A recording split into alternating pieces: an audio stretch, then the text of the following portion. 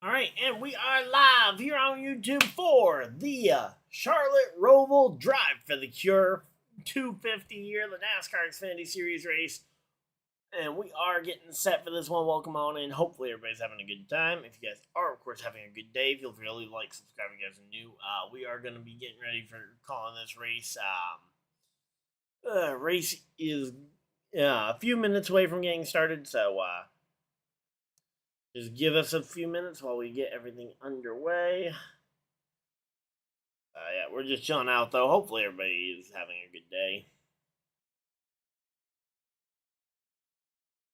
Um,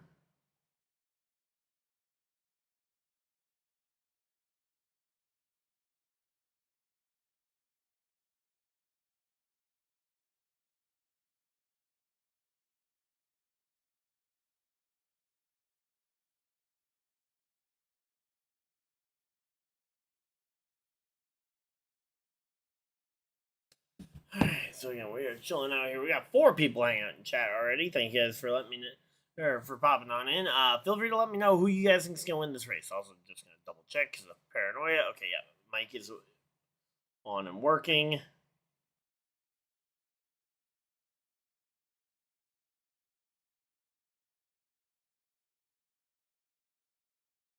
Alright, so here we go. We're just chilling out here. Hopefully, everybody's having a good time. We are. Again, getting ready for the race, just double checking some things. We should be getting ready to go. But yeah, I would love to hear who you guys think is going to win the race today.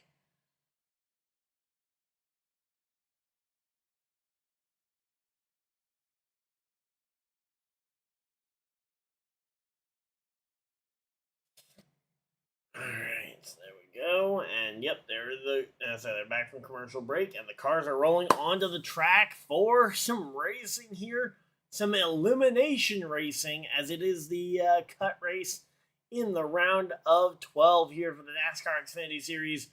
Obviously, Connor Zilic and Brandon Jones with their wins are, or sorry, Connor Zilic and who even won? I can't even remember who won Bristol a few weeks ago. I was literally there. It wasn't.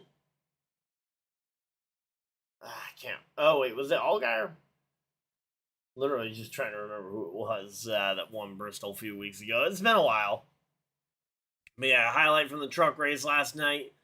Um, say where the 99 and the 11 both overshoot the corner and wipe out the barrier. Let me go ahead and pull up the point standings real quick so I have exactly who all is in and not. So yeah, so it was Allgaier and Brandon Jones locking in with their wins. Connor Zilic having the advance on points. All 3 of them are locked in. Sam Mayer, 43 points above the cut line, almost certainly guaranteed to make it in. From there on back, though, it is fairly tight. You've got about a 30-point swing that covers 5th place Taylor Gray all the way down to Sammy Smith in at the very bottom of the grid. So, there is a lot of room for variance here. I saw on the broadcast earlier that the broadcast, like the caster picks, they don't necessarily think that Taylor Gray is a lock to make the next round. I think Gray and Creed, I think, make it. I think Carson Kvapil and Jesse Love, I think, are the 2 that I would put in that category of if someone was to fall out, I think it would be one of those 2, and I think it would be Austin Hill taking the spot. So there we go.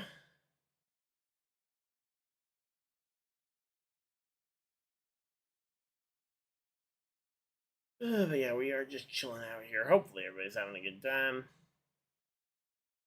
And they're going to another commercial break before we get this thing underway.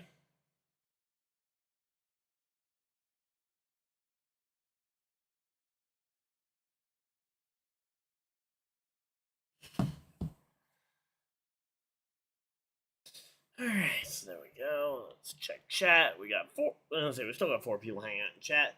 Again, would love to hear you guys' input. Who are some of your guys' favorite drivers that you guys are looking to follow throughout the race? That way we can keep an eye on them as well. Or any specific playoff scenarios you guys want us to focus in on. Again, we got 67 laps, Stage 1, 20 laps. I believe Stage 2 will be 20 laps, and then the final stage will be the remaining, what would it be, 27 laps. So, fairly evenly broken up. Qualifying was absolutely decimated by Junior Motorsports. Junior Motorsports 1, 2, 3, 4, and 5 with the Hendrick Chevy of Corey Day making up the 6th spot. So there we go. Got the, so they're updating that, so we're going to have to recenter our graphics. Give me 1 minute to try and get this all graphics all lined up, and wow, that was actually remarkably quick.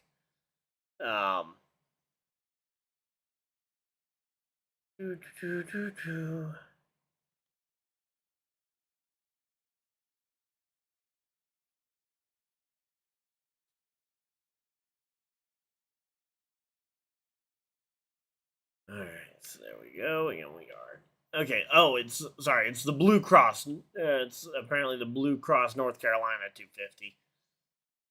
Same essential sponsor there, but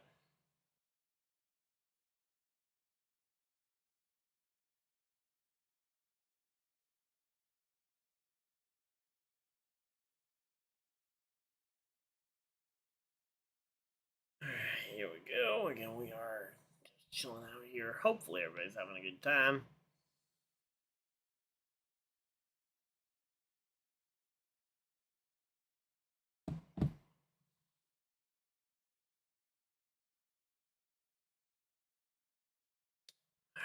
There we go. Just double checking that.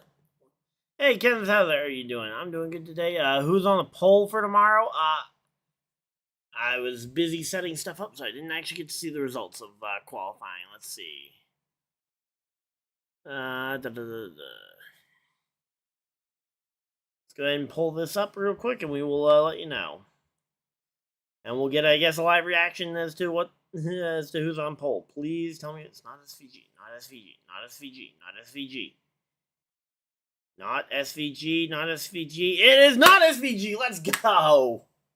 Tyler Reddick on pole. SVG starts second. All the way back in second place is SVG. Ty Gibbs will start third. Fourth, Kyle Larson. Fifth, Chris Buescher. Sixth place, Michael McDowell. Let's go. My boy is starting up inside the top 10. It's a road course, so he should, but still, I'm excited. Christopher Bell, 7th. Briscoe, 8th. Allmendinger, 9th. And Ross Chastain rounds out your top 10. Blaney in 11th. Bubba Wallace, 12th. Byron, 13th. 14th, Denny Hamlin. 15th, Chase Elliott. Other playoff drivers include Joey Logano in 17th. Austin Cindric starting 19th. Trying to think if there's any other playoff drivers further down here. I don't believe any of these guys are still in the playoffs. If I did miss a playoff driver, feel free to ask. But all right, here we go. Again, we are pacing here at the Roval, one of NASCAR's most technical tracks and one of the oldest road courses. I actually had a friend of mine asking me what they when we were talking about what road courses should stay on the schedule, because we were talking NASCAR schedule changes, and I was saying how I don't know if we necessarily need as many road courses. I'd like to see a rotation. He was like, okay, you got to have 3 staples, and he mentioned, obviously, the 2 original ones of Watkins Glen, Sonoma, and then he was like, okay, what's the third most long tenured? Ironically, it's actually the Charlotte Roval, because despite the fact that the Roval feels like a new concept, most of the road courses in NASCAR are actually very new concepts here. So there we go. They're getting everything all set up. They're doing the pass-through on pit road to go ahead and check pit road speeds, and we will be green flag here shortly. So welcome on in. Hopefully everybody's having a good time. All right, so there we go. Got that all taken care of, and we are ready to go. So green flag will be next time by.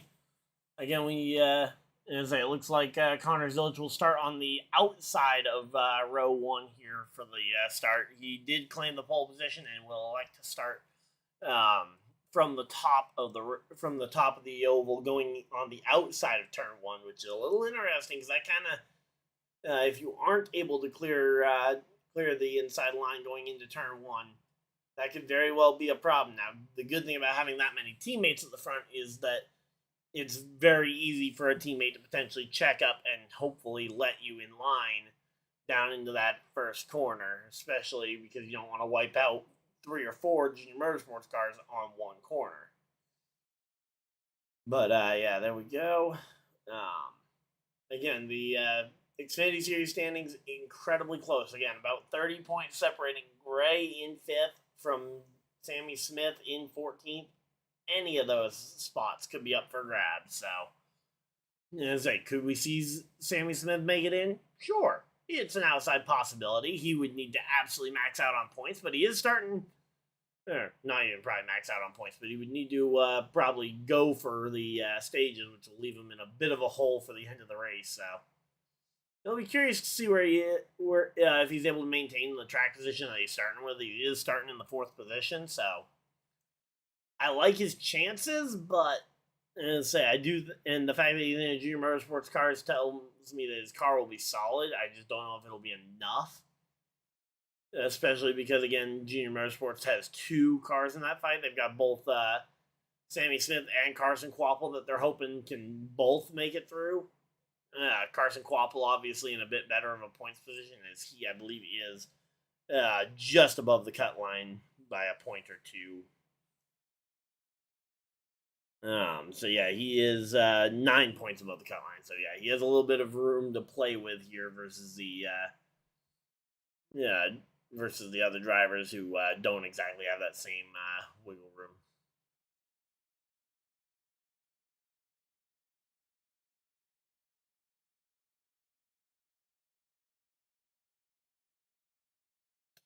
All right, here we go. Pace car is off. We are ready to go racing. Green, green, green. Green flag is out. All right, so here we go. Green flag is out, and they are racing here at the Roval. There we go. Got that pretty well synced up, and we are good to go. Green, green, green. Zilich is able to just about stay on the outside there of his teammate. The 7 of Justin Allgaier fighting hard with his teammate here for that top spot. Although, again, the teammates further on back have all kind of fallen off to give these 2 room to kind of push on each other and experiment. As Connor Zilich clears in the infield section of the racetrack before heading down towards this massive hairpin corner on the slightly revised Roval layout. So again, a major hairpin corner here you got to be ready for. We saw some action here last year, and it looks like this year that it's probably going to be more of the same as we see a lot of drivers kind of minding their P's and Q's through it for the first lap. But as time starts to tick down, especially if the playoff pressure starts to mount, you're going to see some of these drivers making some bold, aggressive moves through that section of the course specifically. Now down the back straightaway through the bus stop on that back straightaway, man, that bus stop goes so far out of the way. I remember back when they the first year, I believe, of the Roval, when you could basically just try and shoot your car like a dart through there, and yeah, on the video games, it was definitely a guessing game as to whether or not you were going to smash those tires, similar to what Bubba Wallace did during that first Roval practice session, but. Yeah, they since slowed it down for the potential of a possible IndyCar doubleheader, but that has never come to fruition. So there we go. Again, your drivers most in need of points here are going to be.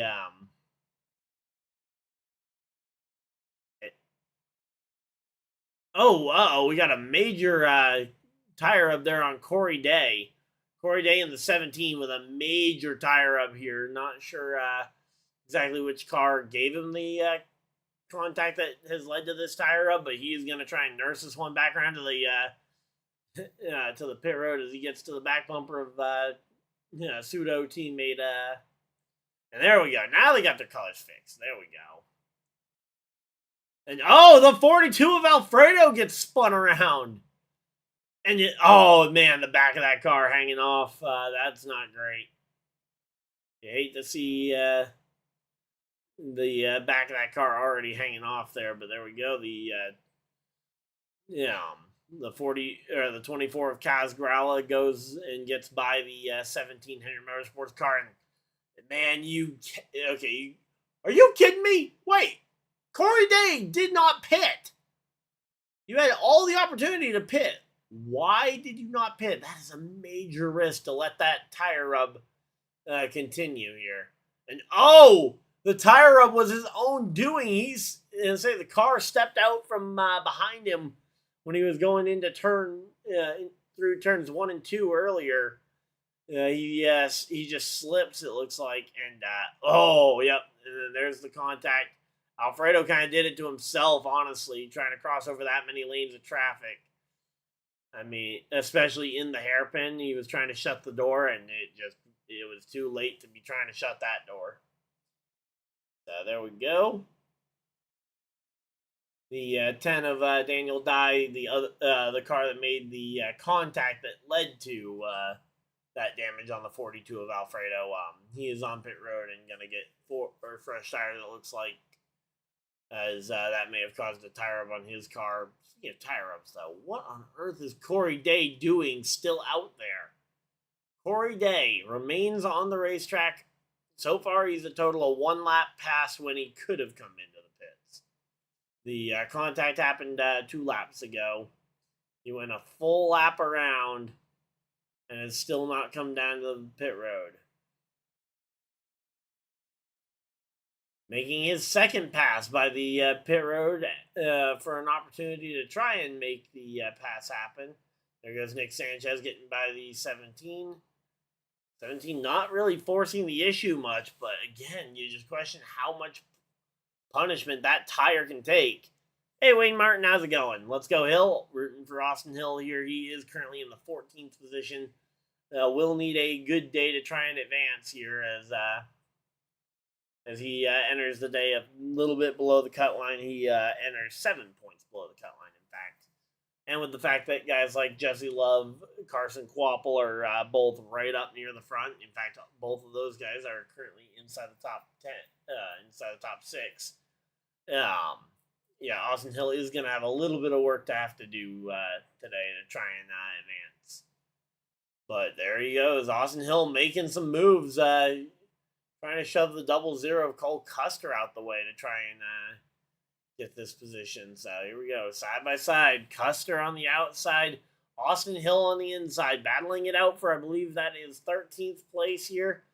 And they've got the 48 of Sanchez just ahead of him. Down into the bus stop, the 21 is able to clear the 00, and now Austin Hill sets his sights on that blue and yellow number 48 Gamebridge Chevrolet of Nick Sanchez. So here we go, down through the front stretch chicane as they go back to Corey Day, who is still on the racetrack, passes the pit lane. They must think that whatever that tire rub is has stopped or is no longer a threat, because whatever it is, they look a whole lot less scared of it now than say they should have been at this point. So, all right, so there we go. Again, we are just chilling out here. Hopefully, everybody's having a good time.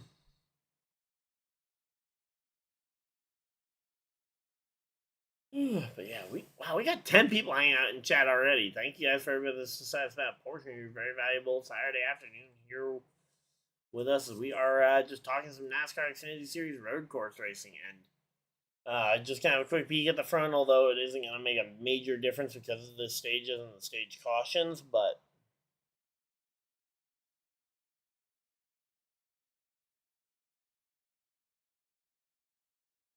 all right, so there we go.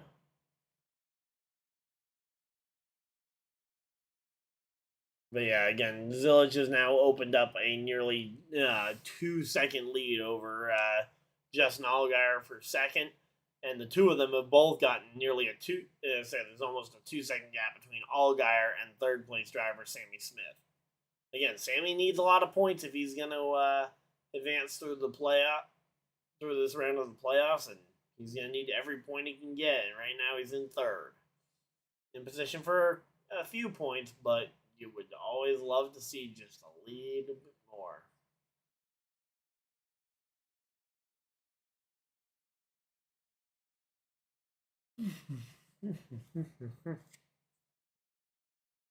Alright, so again, we are just chilling out here. Hopefully, everybody's having a good time.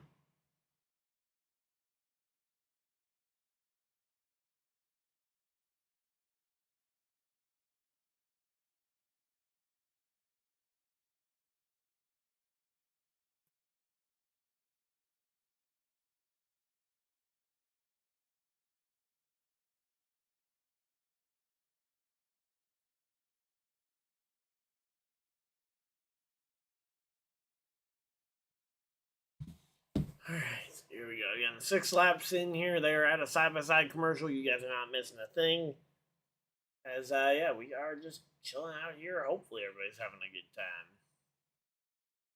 Guys, Growl up into the top 10, trying to put that pressure on the back bumper of the 1 car here. There we go.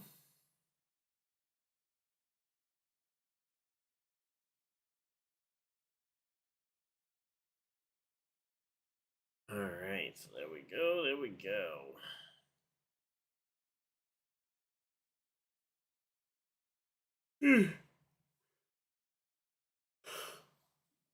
Alright.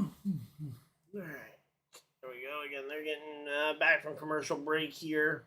Yeah, Corey Day continues to be under fire from drivers. This time, Matt DeBenedetto, the driver, looking to try and take advantage after William Sawalich in the 18 just went and cleared him. So, again, so far the that 17 has taken such a beating. I mean, as I say, the tire rub, I'm incredibly impressed that didn't completely wear out that tire, but Corey Day being able to hang on to that one up to this point and not spinning out has been pretty impressive, but everybody's been faster than him and is just absolutely driving right on by him. Door to door here, the 48 and the 00.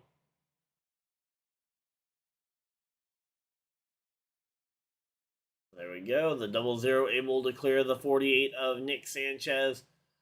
Points as they run have Sanchez, Hill, and Gray currently below the cut line. So, Taylor Gray currently below the cut line. Sammy Smith and Carson Quapple points as they run. Those two, Love and Creed, are the 4 drivers above it. Hey, Kay, how's it going? Joining on into the membership. Thank you for the membership. But yeah, so those are the points as they run. Again, we'll see those shake up as we get later into these stages, but as of right now, Sammy Smith overcoming a 14-point deficit in this in the NASCAR Xfinity Series playoffs right now. Again, all of that is provisional, dependent on him finishing in third in stages 1, 2, and the race, which the odds of him finishing in that exact spot for all 3 of those incredibly low, but we'll have to wait and see. But driver Taylor Gray in 19th is gonna have to start passing some cars if he wants to actually have a real shot at advancing out of this round, because he does not come in with a major points bubble. I believe we looked at it earlier. As I said, we looked at the points earlier. Gray came in with a 16-point advantage, which is good, but with how the junior motorsports drivers qualified, good is not going to be enough to go ahead and stick. It's not going to be good enough to stick around in the playoffs. You're going to need to be great. And, again, so far today, just has not been a great day for Gray. Harrison Burton having a completely irrelevant 25th place run to start this one. He was another one of those drivers, 8 points out coming into today, so he was going to need some points at some point to try and get in here, and he has just not really achieved much with the current way the race is going. So Austin Hill and Eric Almirola racing near each other. That Obviously brings up some of those memories from the intentional wreck back at Indianapolis a couple of weeks ago when Austin Hill earned himself a 1 week suspension um, for the I believe it was Richmond race at the time, as he just junked Eric Almirola after Almirola went and shoved him up towards the fence. But now you got Eric Almirola right back in this picture again. This time he is kind of falling off the rear bumper of the 21 hill, as it looks like the Chevys and Fords might be just a little faster than the Toyotas are tonight. There we go. Welcome on in. Hopefully everybody's having a good time. But yeah, that is how this race is broken down thus far. You also got Brandon Jones, who's also qualified fairly far back there. Another one of those Toyota drivers.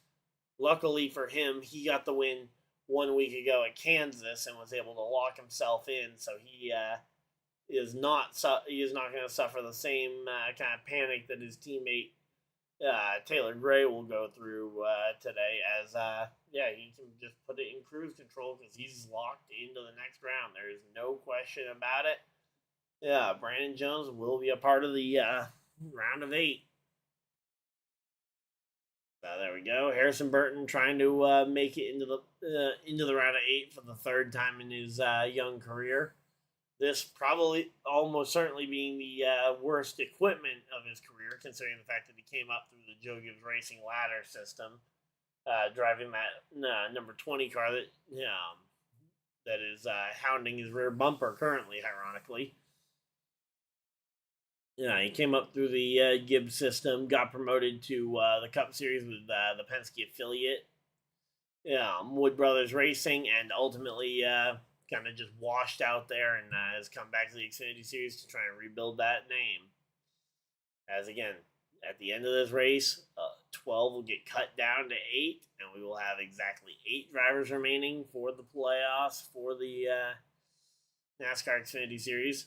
Only 4 more races of the NASCAR Xfinity Series before it goes and gets renamed to the NASCAR O'Reilly Auto Parts Series next year. So I'm kind of curious to see how they decide to go with the name convention on that one. Is it going to be the just full-on O'Reilly Auto Parts Series, or are they just going to call it like the NASCAR O'Reilly Series, which would be a little weird, I think, sounding, but that combined with the logo, I think will make for probably a clean sounding name that involves all the corporate stuff. But again, I think including the auto parts part at the end of that would just make the race names just that much longer. Here we go again. They're focusing back in on Corey Day, who is once again right in the middle of a battle here for position.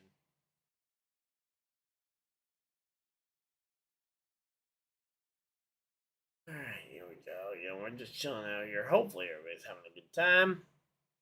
Yeah, would love to hear who you guys are rooting for in this race. Who you guys think's going to advance? Who you guys are rooting for to win? Do you guys think it'll be a Connor Zilic? I just looked at the leaderboard. Do you guys think it'll be a Connor Zilic domination fest as he leads by 6 seconds? Or do you think it'll be a moderate Connor Zilic day where he only wins by about 10 to 15 seconds on a road course? Especially when SVG's not in the field. Connor Zilic is another beast.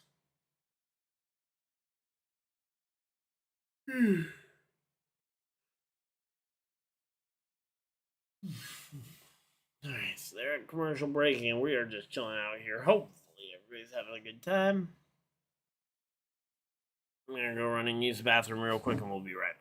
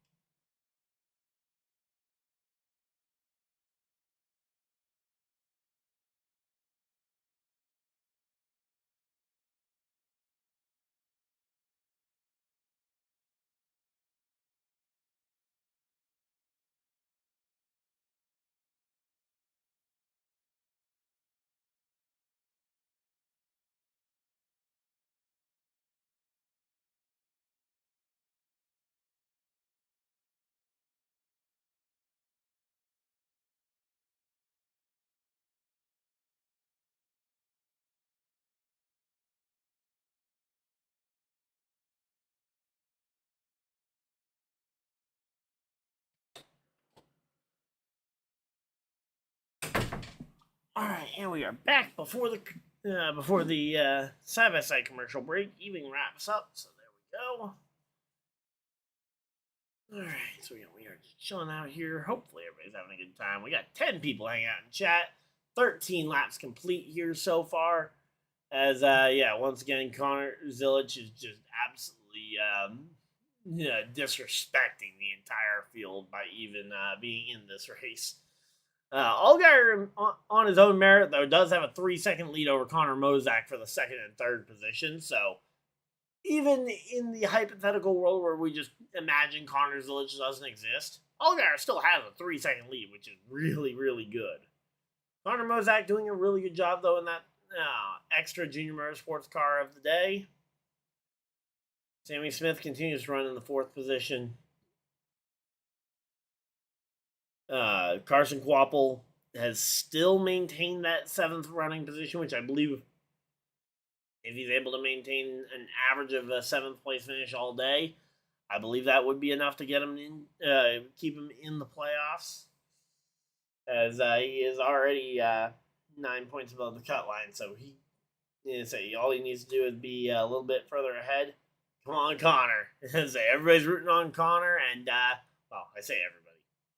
I think a lot of us are rooting on Connor because I think he's one of the most exciting things to happen for the NASCAR Cup Series in a while.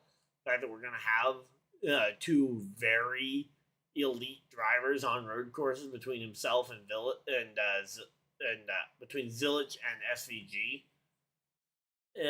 At the top level, I think that's going to be a ton of fun. So right now, Creed, so you got Sammy Smith is starting to fall down that leaderboard just a little bit, but again, right now it is still Kvapil, Love, Creed, and Smith, the 4 drivers that would advance if they were to end the race exactly as they are now.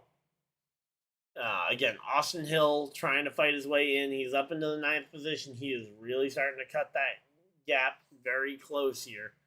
Meanwhile, a dogfight is broken out between cars 1 and 2 here. You got Carson Kvapil dogging the 2 of Jesse Love, who is now starting to battle with him for position down the back straightaway here of the oval section of the track. Down through the bus stop. The 1 car trying to figure out what he wants to do here. The 2 car has taken his line away. They're showing the 25 Harrison Burton. He is rolling so slow. We may see a caution for him if he is not able to get that thing back going. I don't know if he just ran himself out of gas, and it looks like he is going to try and run himself off the racing surface, but I don't believe that is going to be enough, as caution will fly.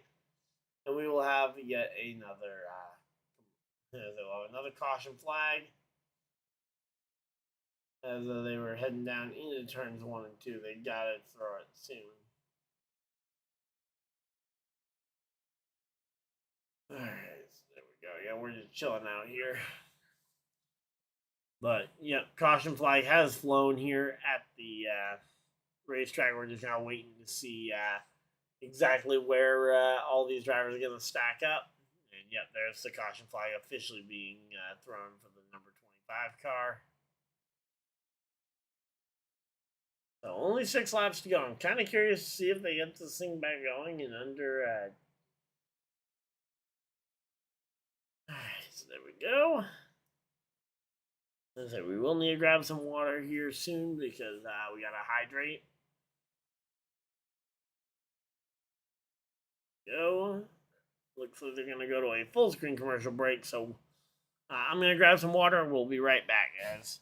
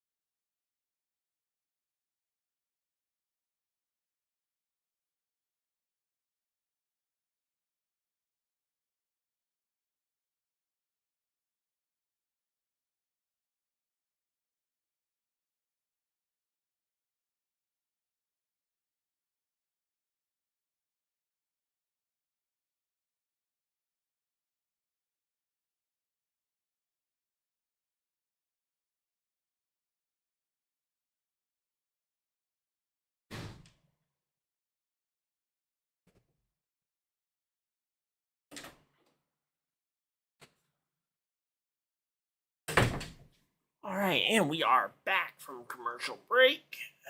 Well, sorry, we're back from grabbing water, and we're back from commercial break. Perfect timing. Let's go. Love some perfect timing there. Back from commercial break again. The 25, not sure if he ran out of gas, lost power, or what the issue ultimately was, but he was unable to get completely off the racing surface. Ultimately, NASCAR was put in a position where they absolutely had to throw a caution. Nothing they could have really done about that. Good on them for making the right call and not trying to leave that thing green until someone smacked into him, because that would have been a disaster. Now, a caution flag with only 4 laps to go is interesting. What do they do in SA? Because we are going to get back racing here before the end of the stage. They're opening pit road, and everybody's coming. Almost everybody's coming. Nick Sanchez stays out to try and capitalize on some stage points. If you're Taylor Gray, I would have stayed out here because you have been abysmal today. I think this would be the opportunity to earn some stage points, try and solidify yourself as a front runner. Yeah, you'll take a hit for stage 2. Just pit with the pit before the end of stage 2. Try and flip the stage for that second stage. But you come in with a 16-point gap. All you need to do is manage it. If you can get some stage points here, that would be managing this gap. Allgaier wins the race off pit road. Connor Zilic a little bit slower. He comes out second. Sammy Smith third. Jesse Love up to the 4th position with a good stop there. Sam Mayer holds serve in 5th.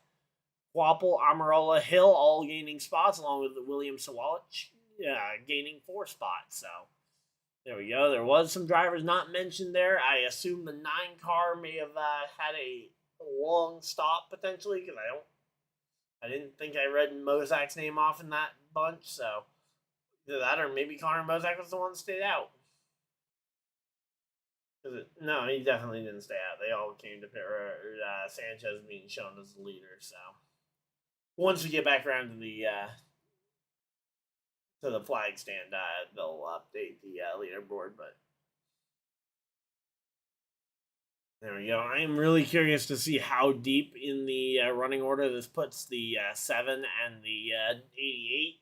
Because obviously those are your 2 front runners. They're far and away the best cars of the day. Hard to really see where Zilic may have lost any pace. A very quick stop. Yeah, hard to really see how he lost any space. Maybe just slightly slow. And, they think they may have left the lug nuts loose. Oh, no.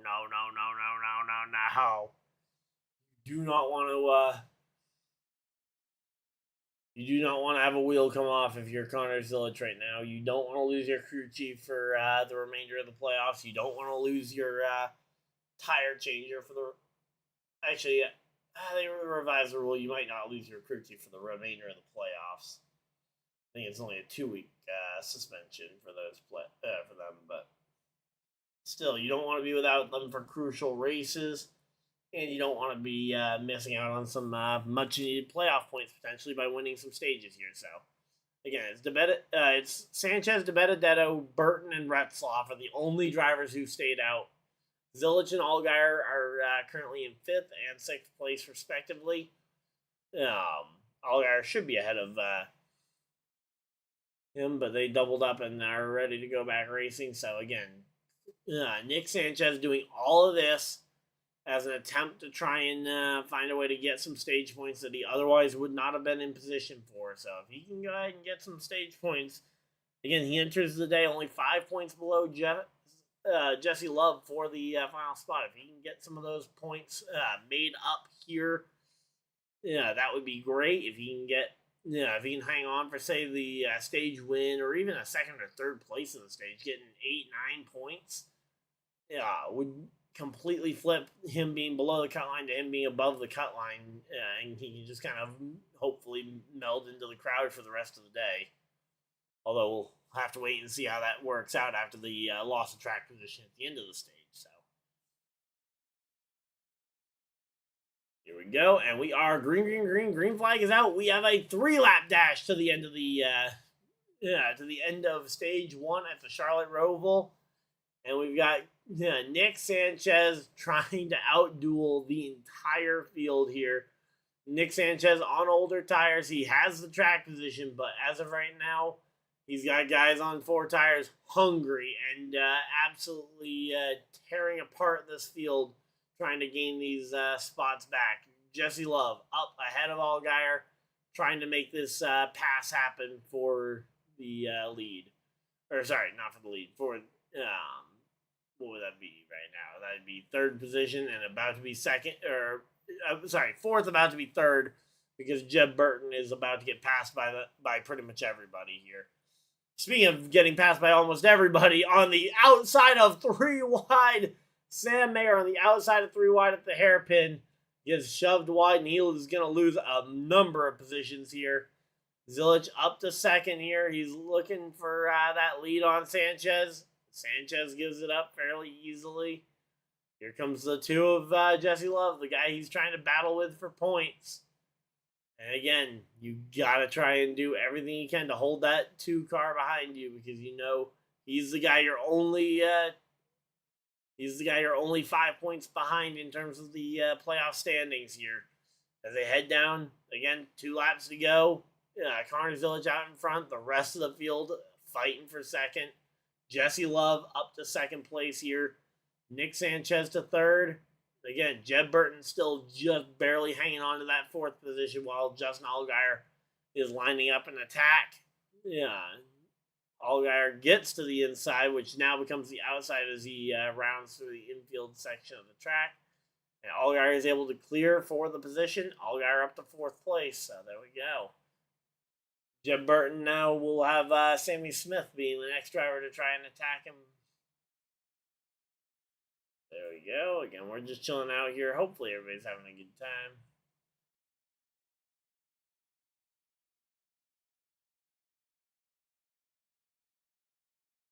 Alright, so there we go. Again, we're just chilling out here. Hopefully everybody's having a good time. We're winding down the end of this first stage here. They're showing some of the action highlights that happened throughout the lap. Oh, Sam Mayer overblows it. No. Sam Mayer overblows the backstretch chicane, and that is going to hurt his shot. Again, he came into the day 43 above. He should be safe as long as he doesn't have a catastrophic day, but again, we've got 1 lap to go here in stage number 1 at the Charlotte Roval. 1 more time around. Connor Zilich is taking off running here at the front of the field. Again, you got Nick Sanchez trying to fight for whatever spots he can get. He's lost a spot to the 2. He's lost a spot to the 1. Oh, wow, he's dropped all the way to 6. He lost spots to the 7, the 8, and the 1. So, again, Sanchez dropping quite a ways, and it's starting to look like maybe the call to completely stay out was the wrong one, but, we'll have to wait and see, because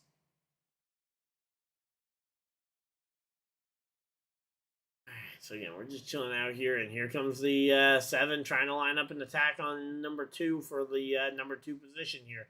And, oh, man, Eric Almirola with a bad angle through that corner. Through the hairpin corner to get back onto the main straightaway here. Eric Almirola, that was a sloppy corner, but he manages to hang on to the spot. So good job on Eric Almirola. Gets by Sheldon Creed up into the 8th position here. But Connor Zilich in a league all his own. You got Jesse Love, Sammy Smith, and Carson Kvapil.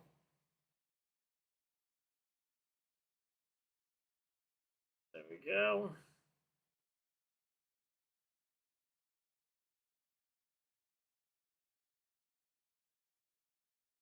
All right, there we go. Stage is complete. Again, Zilich over Love. Love manages to hang on for 2nd. Allgaier 3rd. Sammy Smith 4th. And Carson Kvapil getting up into the top few. So there we go. Again, a somewhat calm end of stage 1 here, as Connor Zilich just powers away from literally everybody and anybody else in existence.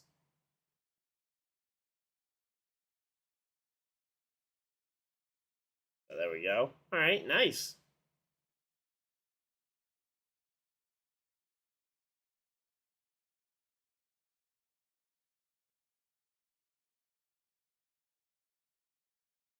So there we go. Yeah, goal of these types of streams is one, to enjoy interacting and watching the race together. Also, it provides an outlet for people who don't get the channel, because I know with some people in the CW, they don't get the CW in their area, or the CW in their area is showing something completely different. So it also provides an outlet for people who, want a more opinionated broadcast. Because I'm not going to be as neutral on things as the broadcasters who are paid to be neutral are. So, yep. But yeah, and again, just another outlet for people to watch or at least understand what's going on with the race. So, oh, again, we are chilling here. Hopefully, everybody's having a good time.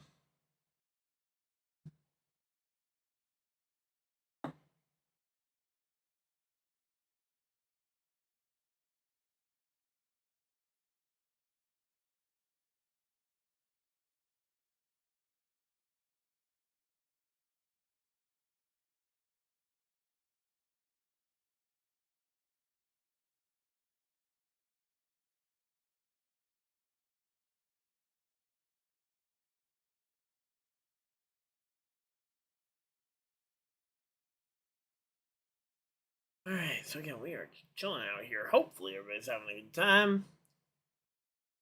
So again, oh yeah, college football is going on. I completely forgot. Let's see how the Gators are doing, and how some of the other college games have been going on here. Woo-hoo-hoo! That Gators offense has come to life. Let's go.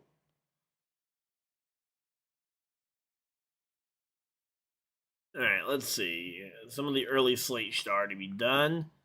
Iowa State got beat by Cincinnati in a storm, in a battle of offenses there. Yeah, 38-30. Illinois beat Purdue. Shock and surprise. Georgia completely waxed Kentucky. 35-14, the final score in that game. Michigan holds on to beat their upside down brothers in Wisconsin. 24-10. And then we get into the 3:30 slate, which is still going on. We got Louisville versus Virginia, currently a tie 14-14 game in the third quarter with about 6.5 minutes remaining. The Gators have a 22-7 lead over ninth-ranked Texas, University of Texas, with 5:37 remaining in the third quarter.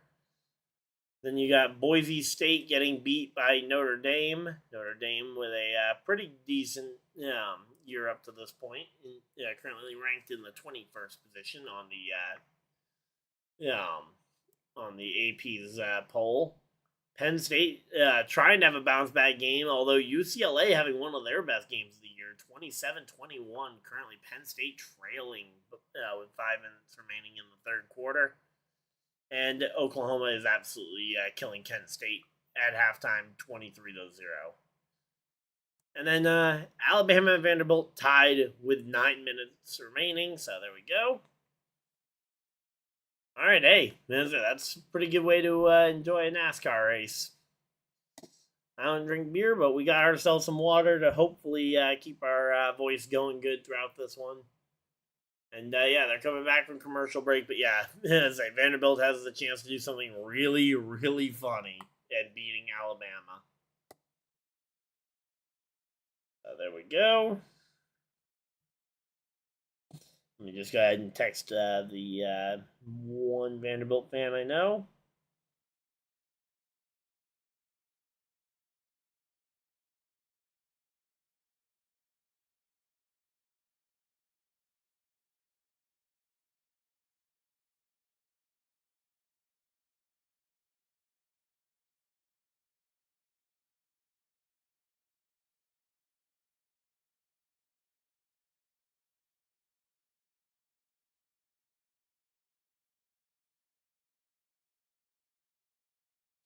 Alright, so there we go. Wanted to ask him how his game's going. And yeah, we are chilling. We got 17 people hanging out in chat. Thank you guys for everybody that's decided to spend a portion of your very valuable time here. I believe this will be pit road being open this time by for the Xfinity Series drivers, but as most of them pit at the end of the first, with the caution that happened with about 4 laps to go, the only people coming down are going to be those guys who chose to stay out and try and earn some stage points. Nick Sanchez, most notably, he did earn some stage points, I believe, but it was certainly nowhere near the amount of stage points he had hoped to have earned in that first stage, so...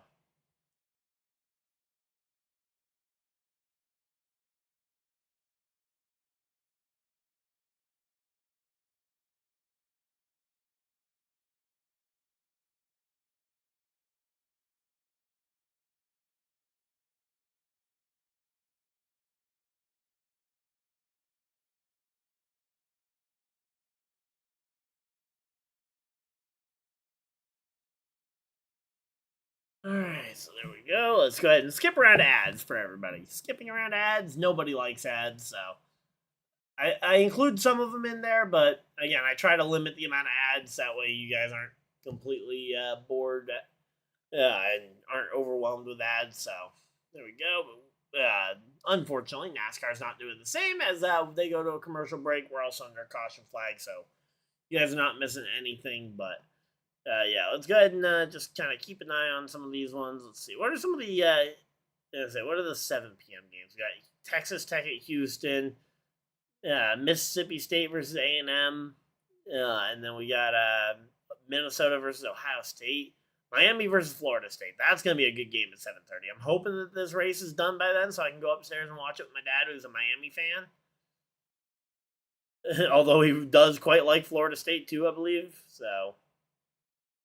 Kind of curious to see how that's going to go. And then Florida, we might actually have at least one win in that insanely tough stretch because we have to play A&M next week. LSU versus South Carolina, that'll be a fun one. University of South Carolina versus LSU. Georgia playing Auburn, that'll be a fun game to watch. Man, next week's got a lot of good games. Alabama, Missouri, should be a good one as well. Let's see. Any other good games? Oklahoma, Texas, the Red River rivalry there. Indiana, Oregon, that I think could be a sneaky good game. So yeah, there's some good games on the schedule for next week's college football slate. If you guys watch any college football, if you guys don't, again, we're just kind of waiting for this race to go back racing here. So. There we go. But yeah, again, there's been a lot of stuff going on. NASCAR had some court stuff coming out today.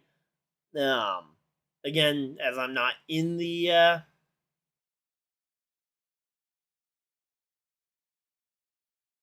I'm not in the courtroom, I don't know a ton about what is actually being said. Man, to be a fly on the wall in that courtroom, that would be amazing, but unfortunately that is just not my situation currently, so we're just kind of watching it as stuff kind of pours out, but NASCAR's lawyer did say that NASCAR is not opposed to a return to the old business model of pre-charter agreement. Which, if there is a way to return to a pre-charter agreement, I think that is what most, if not every, NASCAR fan wants. So, if NASCAR is open to that, if that return isn't considered a loss for NASCAR, and I think that could be a really good place for the teams to maybe settle with. Hey, you aren't going to get an endless charter agreement, but maybe you just get no. I don't know if. As I feel like your other 15 teams that aren't currently a part of this lawsuit might not appreciate that, but at least, again, that's where I've been in kind of a weird spot when it comes to the NASCAR lawsuit, is that just not knowing what specifically that 2311 and Front Row Motorsports are looking to get out of this out of the antitrust lawsuit. Again, I am by no means an antitrust lawyer or a lawyer of any kind. I have passed exactly 0 bars. So, yeah. But, yeah, it's I've been keeping an eye on it, though. I haven't made any in-depth video because I don't feel like I can cover it really well because I don't really know the legal terminology or um, anywhere near enough about the goings on in the courtroom itself. But yeah, definitely definitely an interesting case to have been following this far. Although at some point, kind of hoping that we get some actual movement in the case rather than just filing motions back and forth at each other. And we're back from commercial break. Lights are off on the pace car. Enough time about courtroom stuff. Let's go ahead and talk about on-track racing action here, as we are going to be going. There is a noticeable gap. Let's see if we can maybe identify that and go. Let's see.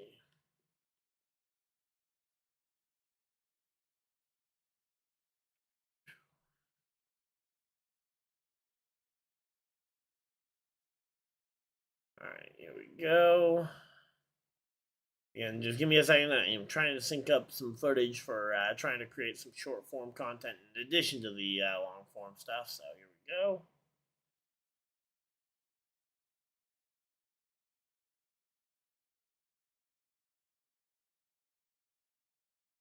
All right, come on. Click away from the in-car camera here. Come on.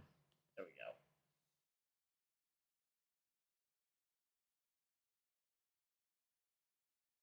There we go. All right, that's pretty cool. That should be pretty close to synced up. And we are ready to go back racing here. Connor Zilic on the front row, in control of this field. Jesse Love on the inside. Green, green, green. Green flags out. We are back to racing here in stage number 2 here at the Charlotte Roval. Again, 5 laps complete already in the stage. Another 20-lap stage. So, again, you've only got 15 laps to try and make your mark here in this stage. Again, a lot of drivers trying to earn these very crucial points. Jesse Love, Sammy Smith, Carson Kvapil, all getting up in that mix. Austin Hill staying close enough to try and also be potentially be one of those guys who could play spoiler here as we get further into this one. Sam Mayer back in the 12th position. Sheldon Creed in 7th. A couple other drivers to keep an eye on here.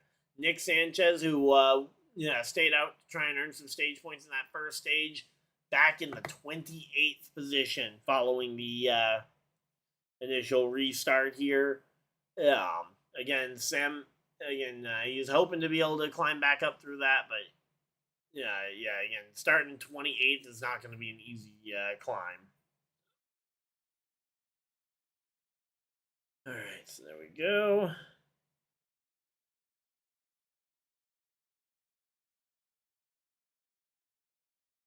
All right, give me a second here. Let's see. Well,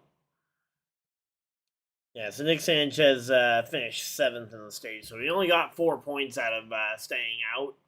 I think this time around, I think he needs to just try and get as much track position as he can, maybe even trying to he needs to try and find some way to get that track position back. Maybe some other drivers try staying out to the end of the stage to earn that track position, but yeah, it's hard to tell and not knowing what the strategy is going to be and what the winning strategy is going to be.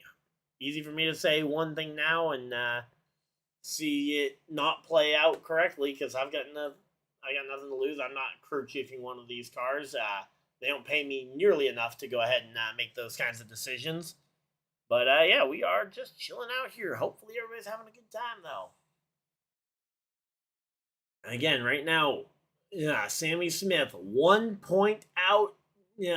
As they run. Austin Hill 1 point above the cut line for Austin Hill. Taylor Gray currently showing us 5 points below. He is that he is still in 17th place and has not been able to find a way to gain some track position yet.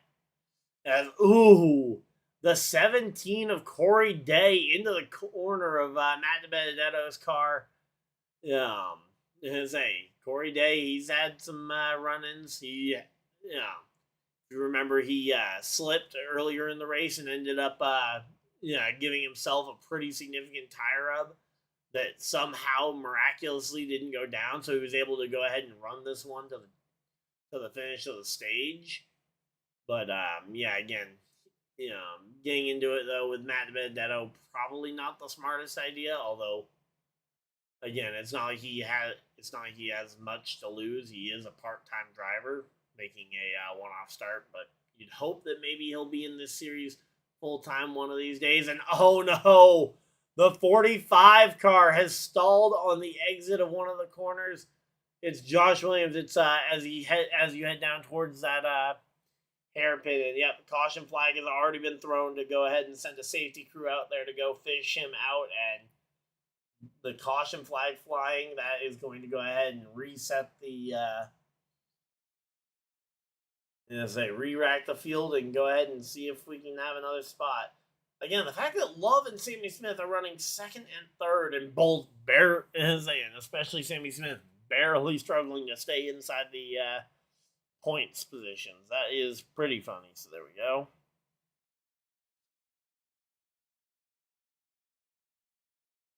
All right, so there we go. Again, we're just chilling out, though. We got 15 people hanging out in chat. Thank you guys for being able to spend a portion of your very valuable Saturday afternoon here with us. Again, we've been kind of keeping a loose eye on the on some of the college football games, just kind of seeing if any of them are developing into good games. Again, so far the best game of the day is definitely Vanderbilt versus Alabama, as Alabama now holds a 3-point lead here over Vanderbilt. The Gators are absolutely whacking Texas, though, 22-14, and we have the ball, so hopefully we can move down the field and maybe add another score on there. UCLA, though, starting to pull away from Penn State, and if Penn State falls to UCLA losing 2 in a row, that would kill the momentum of the Penn State Natty Lions. To lose to the 0-4 UCLA Bruins, that would be a major hit to the ego there in Pennsylvania. So, again, we're at commercial break and under a caution flag, so you guys are not missing a thing on the NASCAR broadcast. So we're just updating some college football scores while we're waiting. Speaking of updating things, let's go ahead and see how bad the Yankees are doing. Blue Jays game. Blue. Let's see how the Syrup Birds are doing.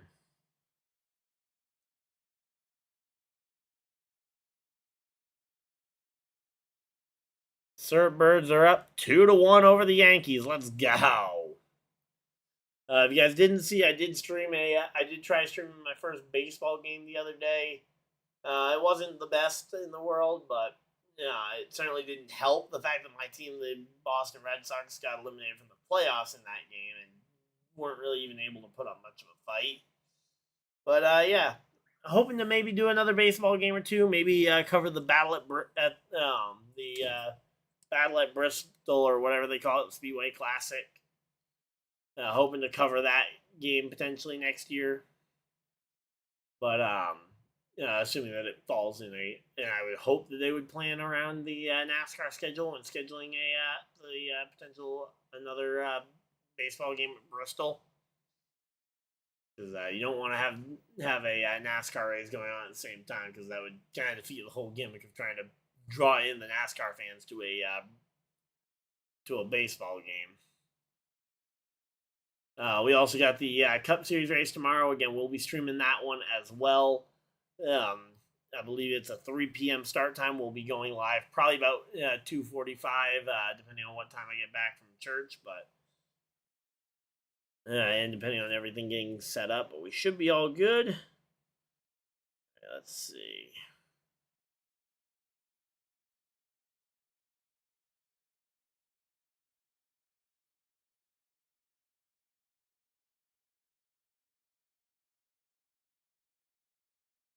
Okay, wow.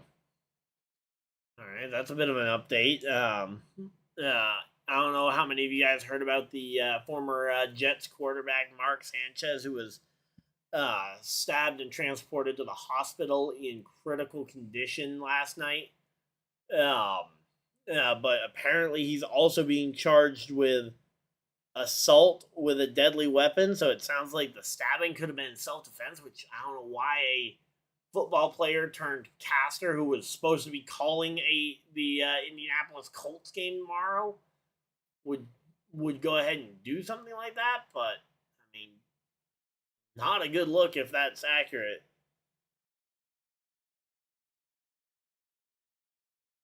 So again, we'll have to keep an eye on that. But football fans, that is a thoughts and prayers going out to the family, to the Sanchez family. But no, that definitely does not make it sound very good.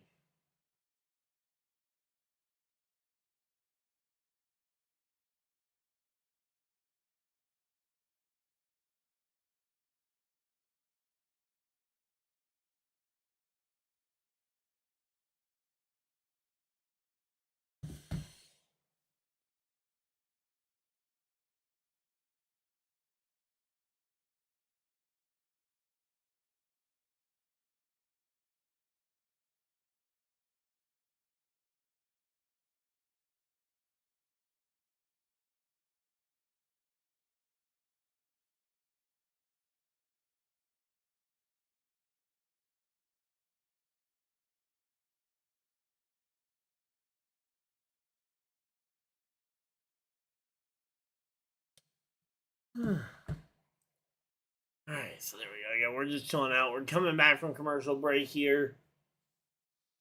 And we will be getting ready for the restart here. Again, another long caution period. The 45 car got towed back to pit road. Not sure who the 45 is this week. Feel like it's a full-time driver and I'm just blanking on the name. Let me see.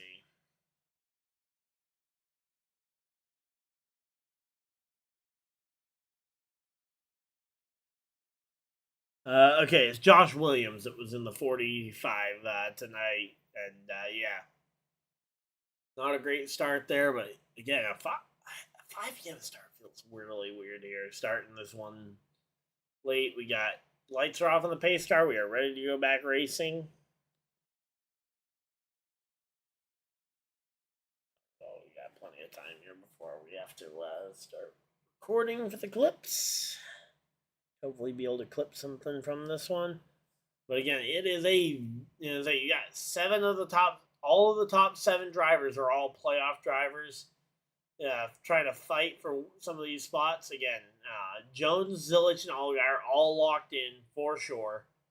Mayer, 29 points above. He's not had a great day. Currently sits in 11th, which is not bad, but he has not been running quite that good. But hanging on to 4th still. 5th is Jesse Love. 6th, Sheldon Creed. 7th, Carson Kvapil hanging on to one of those spots. And again, as we talked about on the last run, Austin Hill exactly 1 point above Sammy Smith currently for that final playoff spot, which, if that ends up being the case, that could be a very interesting situation.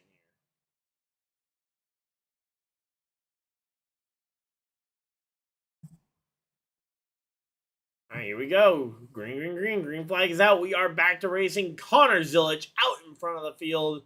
And once again, taking the lead with authority here as he leads a pack of hungry Chevys, a couple Fords, and maybe a Toyota in there somewhere. But here we go. Zilich down through the opening turn. Yeah, heading through this infield section. He is already starting to gap the other drivers. We got an on-track battle, though, side by side. Eric Amarola versus the 1 car of Carson Kvapil. Kvapil ends up shutting the door in front of Eric Amarola, holding on to that 7th position for the time being. Meanwhile, again, at the front of the field, you've got Sammy Smith all over the back bumper. Here comes Austin Hill trying to make a move. Austin Hill trying to make a move into that hairpin corner, trying to gains some positions. He moves himself up into the 4th position. Justin Allgaier moving a little bit further down, and a significant tire rub on the 00. Sorry, that's the 1 car. Oh no, the 1 car, Carson Kvapil. No, Carson Kvapil with a significant tire rub here in the aftermath. Oh yeah, he hit the 00 pretty hard, so I would not be shocked if both he and the 00 have tire rubs here, and now making more contact as they head through the front stretch chicane. That is a rough start to this one for to this restart for Kvapil, who is only 9 points above the cut line. He cannot afford to be doing this. Creed, not much better. He's only 10 points above the cut line. Both of them. You got to wisen up if you want to try and survive this one. All right, so there we go. Halfway through this stage. Let's see where we're at here. Yeah, we are just chilling out here. Hopefully everybody's having a good time. Yeah, we got 11 laps down. We're coming up on halfway here very quickly. And the 9 car slows way down and gets punted by the 45. Hopefully that didn't do any damage to the front end, to the nose of the 45, because that is a rough way to that's a rough place to just slam into the back of somebody's car. Kvapil experiencing more tire rub down the back straight away. Not a good situation for a driver who's needing to attack, who needs to be on the attack, looking to try and gain points, especially with how good some of these drivers like Austin Hill and Sammy Smith are running. You cannot leave it in their hands. If you leave it in the hands of Sammy Smith, you might just get eliminated from the playoffs here today, which would be a real heartbreaker there. Again, we already know Zilich is through, but Zilich is looking for his first win of this round, as he was not able to win Kansas last week. That was Brandon Jones. He was not able to win Bristol a couple weeks ago, as he was not, as he had one of his worst finishes since returning to the field. Showing some of the replays of some of the wrecks from last year when Sheldon Creed had to try and fight and claw to get out of this round. There we go. Again, we are chilling.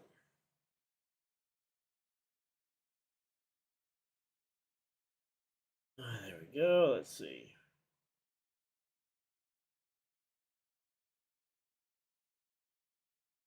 And we're just... Again, Sammy Smith continues to struggle to hold Austin Hill further back, as Hill has moved all the way up to the 4th position. Again, keeping these RCR cars out of this top 8 was never expected to be an easy task, but the way they fired off in that first round, they looked mortal. They looked like they were possibly winnable or beatable, but again, the 2 running in the 2nd position, the 21 in 4th, both of them currently in position to advance to the next round of the playoffs.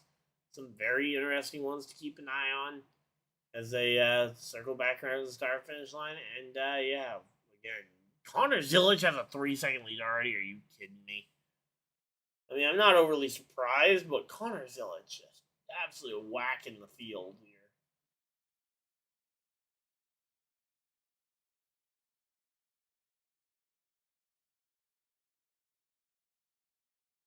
Alright, so there we go. Again, we're just chilling out here. Hopefully everybody's having a good time. Again, playoff drivers currently occupy the top 8 positions as Sam Mayer has been on a charge, moving his way from 11th the last time we talked about him, all the way up into the 8th position.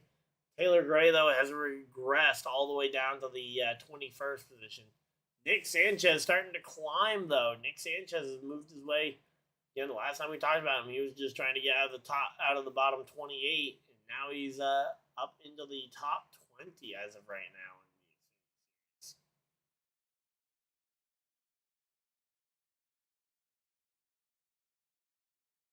Alright, so again, we're just chilling out here. Hopefully everybody's having a good time. But yeah, again, right now the 7 of Allgaier, he's running right behind the 21, just trying to pressure a mistake. But as of right now, the 21 is driving near perfect here. He's showing some more of this, heads up driving by some of these drivers as they knew they were getting off the course and knew to take their hands off the wheel.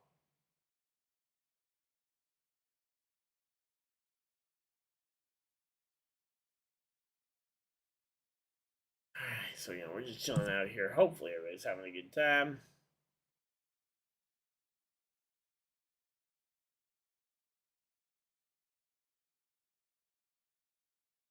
Alright, Gators scored again, so we're now 29 to 14 here. Alright, there we go. Oklahoma up 30. Yikes. Now let's see, what about the score of the baseball game? Still 2-1. Alright, so there we go. Skip around to ads here as we are at a side-by-side commercial, so we do still have access to see what's going on track with some of these matchups. We got... Alright, so there we go. We're just chilling out here. Hopefully everybody's having a good time.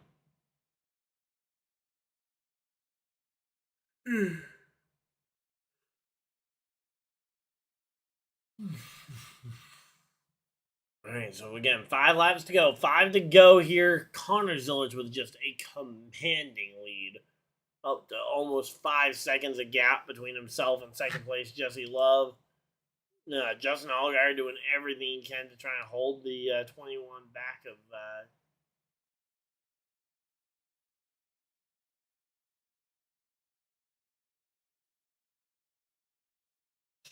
Alright, so there we go. We're just chilling out here. We have crossed the halfway mark. Halfway complete in this race. If we do get a ton of rain, it will be official tonight, no matter what.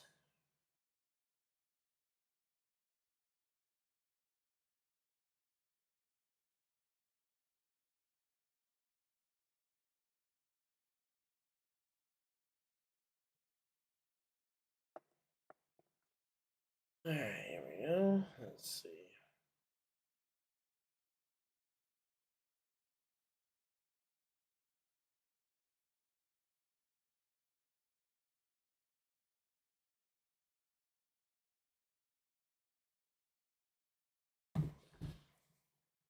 Alright, there we go. We got everything all under control, and we are... So we still got 12 people hanging out in chat. Thank you guys for everybody that's decided to spend a portion of your Saturday afternoon here with us. As again, under 10 to go, or under 5 to go here in the stage, working our way through this one. It's been a pretty good race so far, honestly. All things considered, can't overly complain about how today has been going. Oh man, I definitely wish I had a little bit more energy because work today just kind of took it out of me, but we are here. We are ready for this one. Coming back from commercial break. And again, Connor Zillage just absolutely whacking the field. Only a 1 second gap between Love and Sammy Smith, so Sammy Smith could be fighting for that position number 1 if it weren't for the fact that Connor Zillage is still existing. But if Connor Zillage were to have some sort of major catastrophe and Sammy Smith was able to find his way to the victory, that would be big for Sammy because he would then get a... Would that be his first one? I'm trying to remember. I think he has other wins, so it wouldn't be his first, but... Anyway, he definitely has wins this season. But,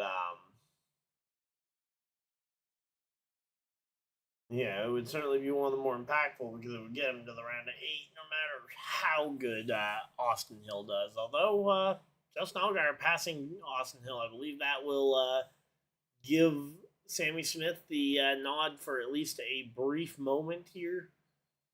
That maybe Sammy Smith can point his way to the victory here.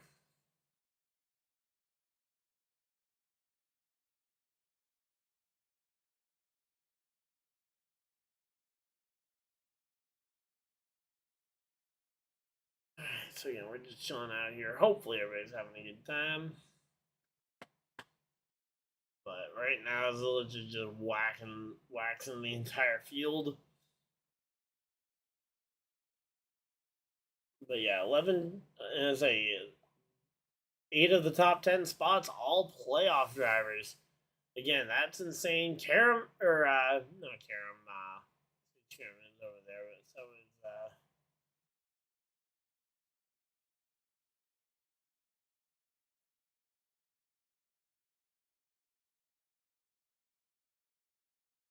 let's see again. Right now, we're just chilling out here. Hopefully, everybody's having a good time.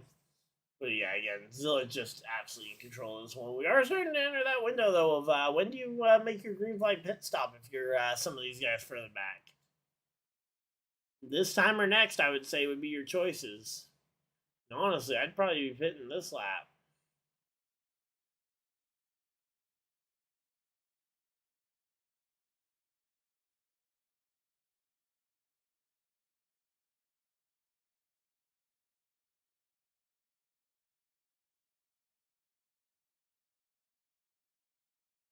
Man, again, we are just chilling out here. Yeah, I know. UCLA is absolutely clobbering Penn State, which is weird. But yeah, here we go. Here comes the Russia drivers coming to pit road that we expected. Here comes the 7 car of Justin Allgaier.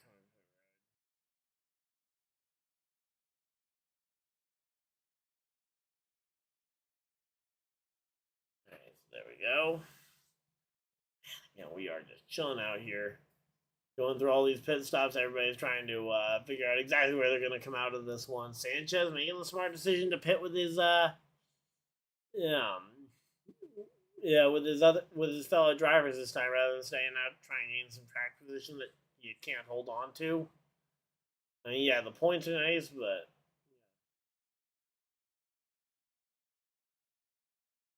alright, so we got 3 laps to go again. Zilich has time; he can make it to pit road. I don't know if Jesse Love, Sammy Smith, or Hill will all be able to do that, or if they'll be interested in trying that.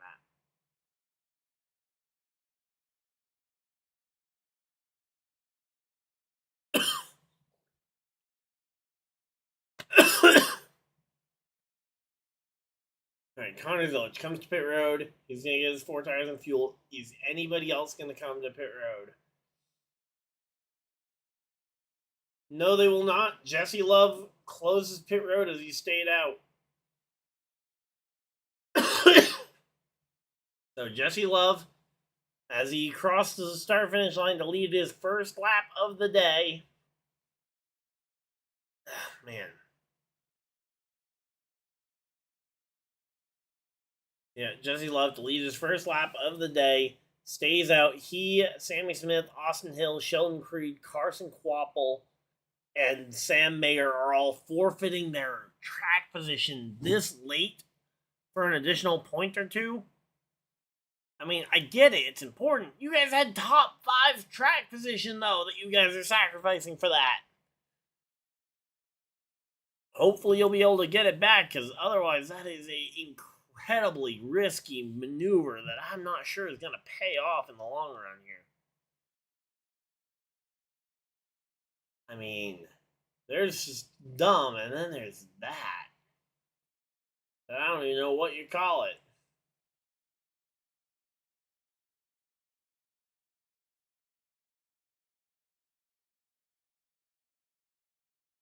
So yeah, there we go. Again, we are just chilling out here again. Jesse Love out in front of the field. Sammy Smith second. Austin Hill third. It's gonna be a fun run as we got caution. As we got the white flag final lap of the stage here.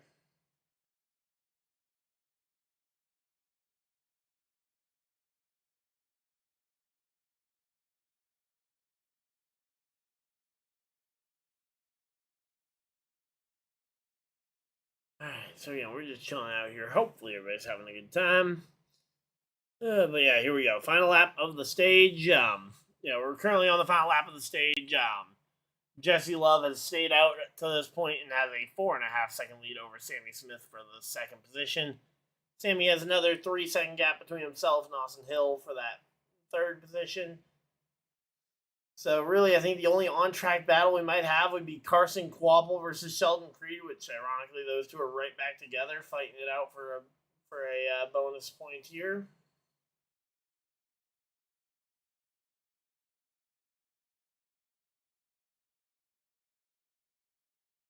so here we go again. Jesse Love trying to hang on for this. He's got half a lap to go through the through the S's or not through the S's. Sorry, through the backstretch chicane. Again, the one of Carson Kvapil has one final shot to try and get by the 00. The 2 through the front stretch chicane. Jesse Love is a stage winner here at Charlotte. And here we go. Through the restart zone, it's going to be Sheldon Creed is going to hold off a hard-charging Carson Kvapil for that 4th position. There we go. But, man, you don't see much of this, and you definitely are not going to want to watch this if you're a Jesse Love fan, because you guys are about to get absolutely buried.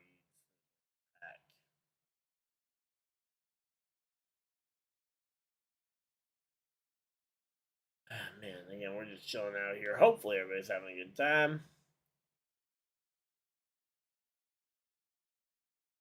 Man. Yeah, it's a long day. I've been up since 4 a.m. Since like 4:30 this morning. It's been a long day. Hopefully you guys are still enjoying this one. Again, we got 27 laps to the checkered flag. Should be a exciting finish.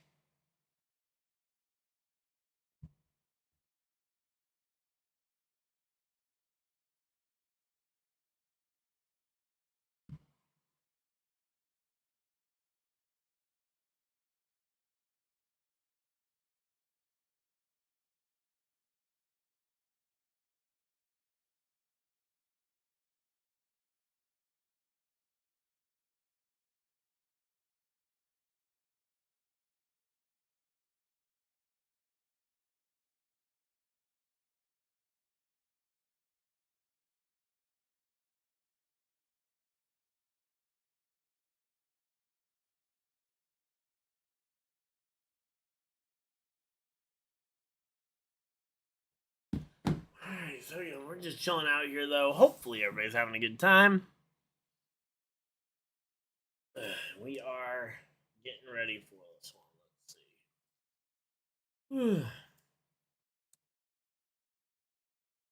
But yeah, it's been a fun. It's been a fun week. We've been, we are finally starting to calm down on some of the at the track stuff. We had Bristol, we had New Hampshire, then we had Sprint Car Weekend at our local dirt track, which I've been promising a sprint car video. I said it was going to come out yesterday in the afternoon. I had next to no voice, and I just had no energy to record the audio for it. So again, that should be coming soon. Depending on how my voice is at the end of the Xfinity Series race, I will probably go and record the audio immediately following the Xfinity Series race. Maybe we'll have it as a bit of a pre-show for tomorrow's NASCAR Cup Series race. So keep an eye on that. But yeah, that should be a fun video coming out again sometime tomorrow, early afternoon.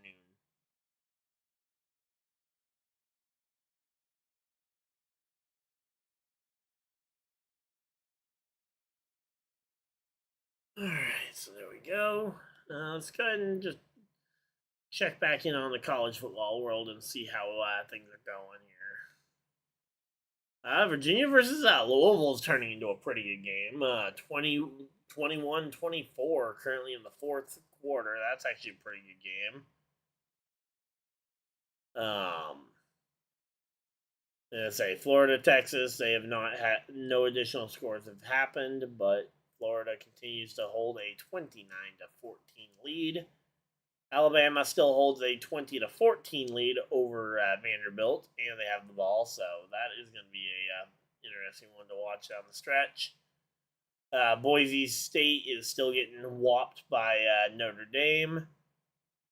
Penn State still half the score of UCLA, 42-28. Yikes! And Oklahoma putting on a absolute shellacking of Kent State. I mean, you kind of expect that one. That was kind of a gimme game for Oklahoma. Yeah, they're up 44-0 over Kent State. And right before we come back from commercial break for the NASCAR stuff, Blue Jays with that 3-run homer up, or at least 3 runs in the bottom of the 7th, up now 5-1 over the Yankees. Let's go. Eliminate the Yankees. Go Syrup Birds.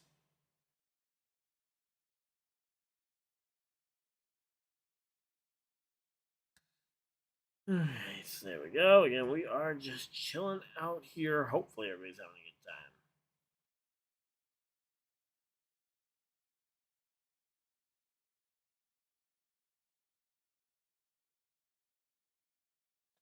good time. Alright, so there we go. Again, we are currently working 26 laps to go. 26 remaining here. Jesse Love, Sammy Smith, Austin Hill, and Carson Quapple, some of the drivers earning the most stage points. Connor Zilic, despite pitting at the end of that second stage, still held on for a singular stage point at the end of that one. So good on Zilic there. As here we go. Pit road is going to open, and here comes a lot of people who did not pit at the end of that, before the end of the stage. So Love, Creed, Smith, and Hill. It is a bigger group than I expected, so they aren't going to be quite as down in the dumps as they were. But it is still not exactly what you're looking for here.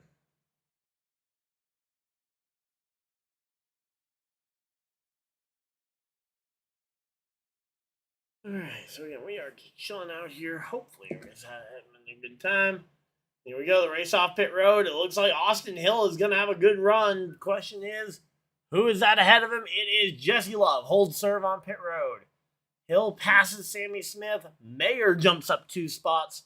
Quapple will hold on for his 5th place.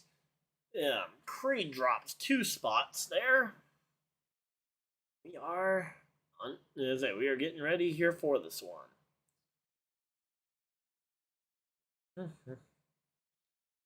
Alright, there we go. There we go.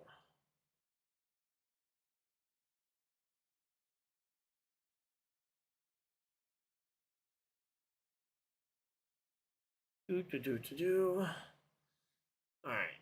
Again, we are just chilling out here. Hopefully everybody's having a good time. And again, getting ready for the restart to begin stage number 3. Again, these we've only had 8 total caution laps, which is actually pretty impressive. That through 4 cautions so far, we've averaged only 2 laps of caution per yellow flag.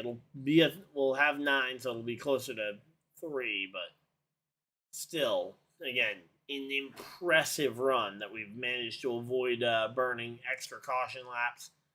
Very efficient cleanups, although we haven't had any big messes like last year's front stretch debacle. So we'll have to keep an eye on that as we get ready for the restart here in stage number 3. But again, a lot of these drivers, pressure is going to start to inclement here now that they are in the final stage. The points are going to be final, and again, it's a cutoff race.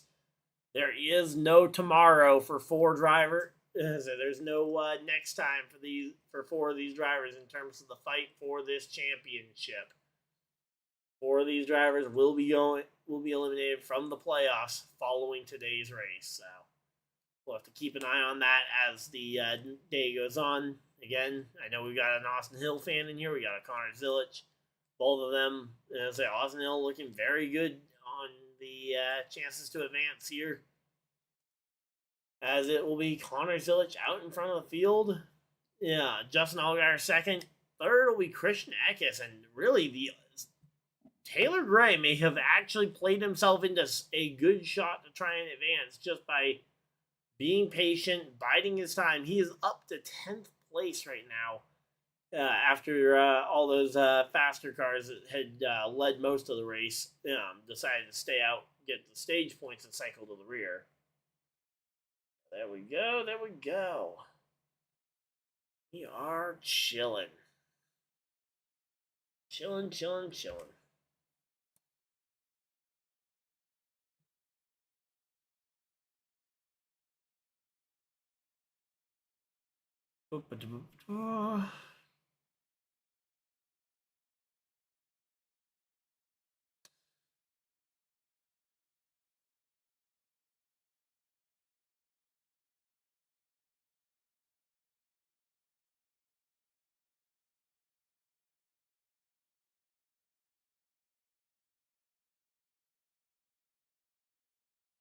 We're just chilling out, waiting for the race to resume. Again, this one has been a necessary caution laps here at the Roval will take a while.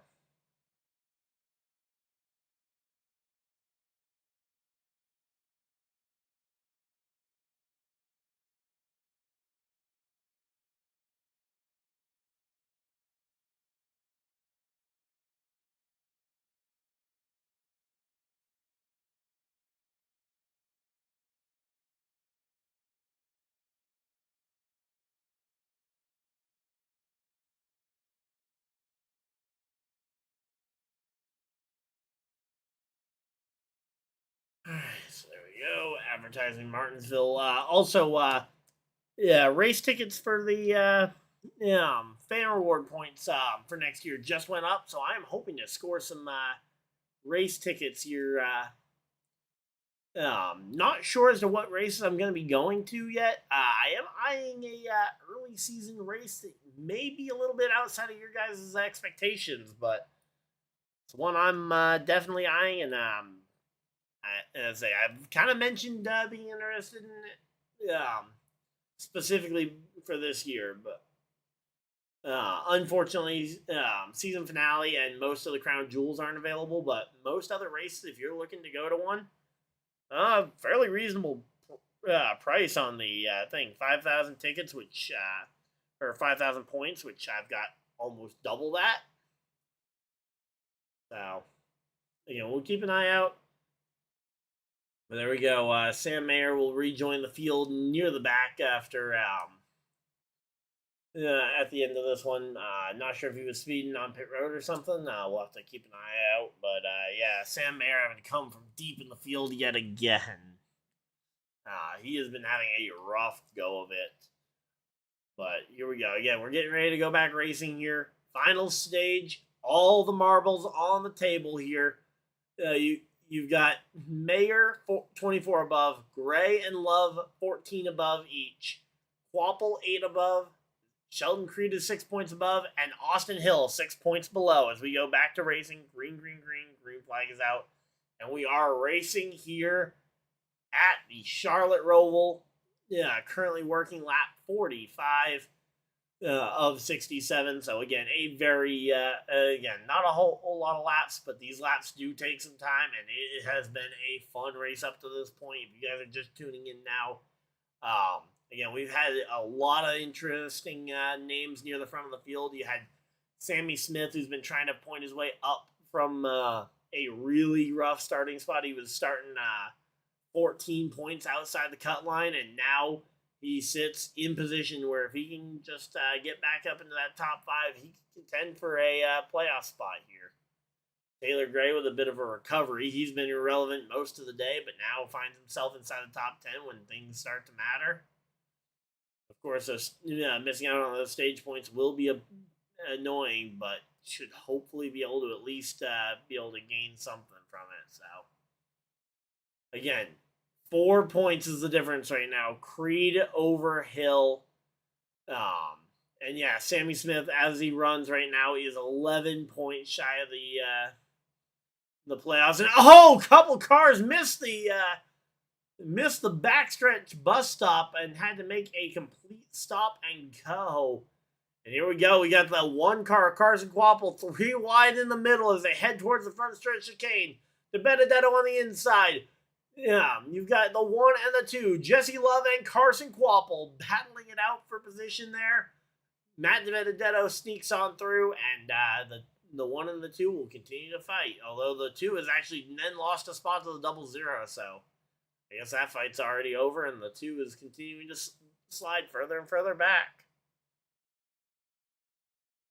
So there we go. Let's go ahead and skip around to ads. Nobody wants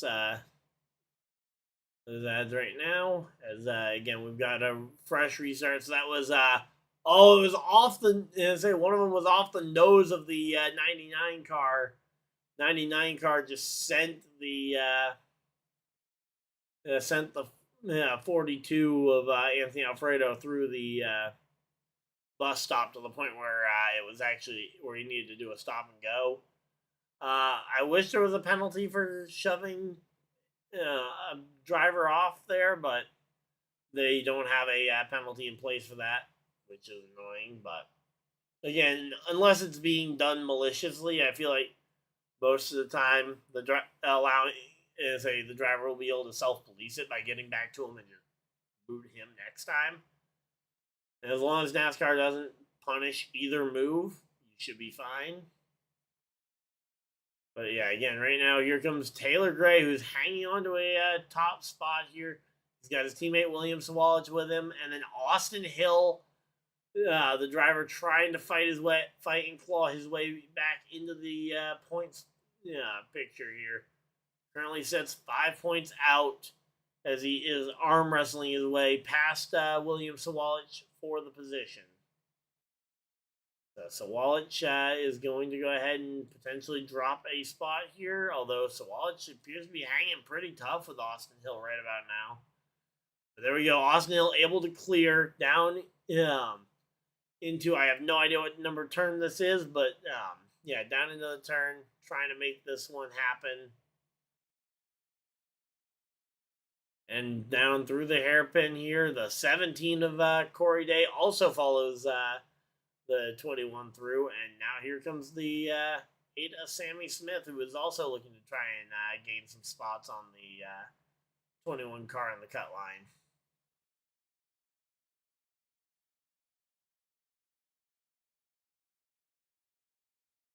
All right, but yeah, again, we are cooking here tonight. We got 22 people hanging out in chat for an Xfinity Series race. Let's go. Again, it looks like they're getting ready to go to commercial break, but we have Mozak, Christian Eckes, and Austin Green all up inside the top 5. We got some interesting names inside the top 5. Let's go. Kaz Gralla up inside the top 10. Taylor Gray. Again, Taylor Gray now has the 21 of Austin Hill on his rear bumper and will be 1 second behind him, starting to try and apply that pressure as best he can. But man, this race has been really good.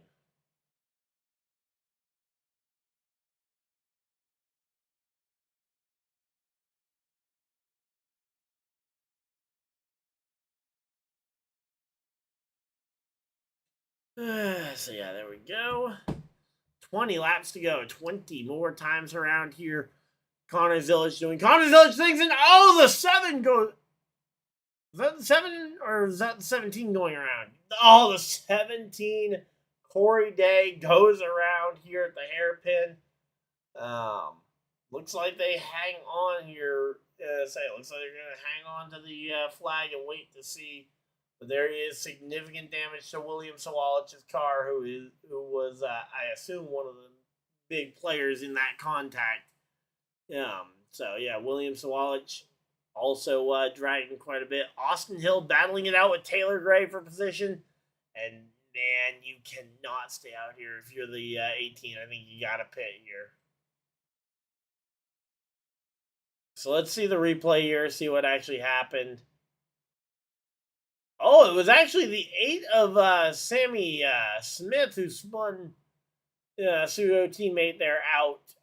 So where did the significant damage to the 18 come in here?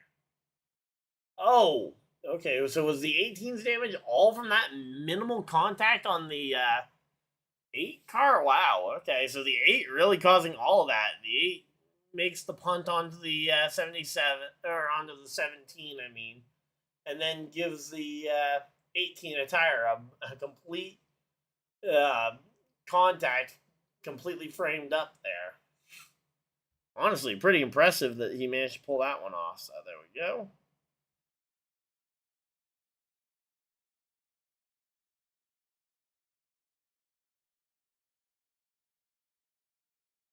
All right. We're just chilling out here. Hopefully everybody's having a good time.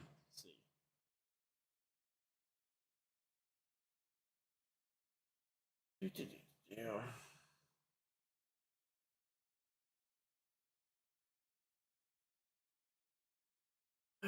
so again, 19 laps to go. They're currently at a side-by-side commercial. We're not missing much. So far, Connor Zilic has now extended his lead to over 3 seconds over fellow teammate Justin Allgaier. Again, you would love to see the other two junior motorsports cars both get in. But as of right now, it's not looking like it's going to get there. So, well, we got an ad on the broadcast for the new game. Let's go. I am excited. I'm going to be getting the new game, as you guys would expect. We'll even play some gameplay here on this channel.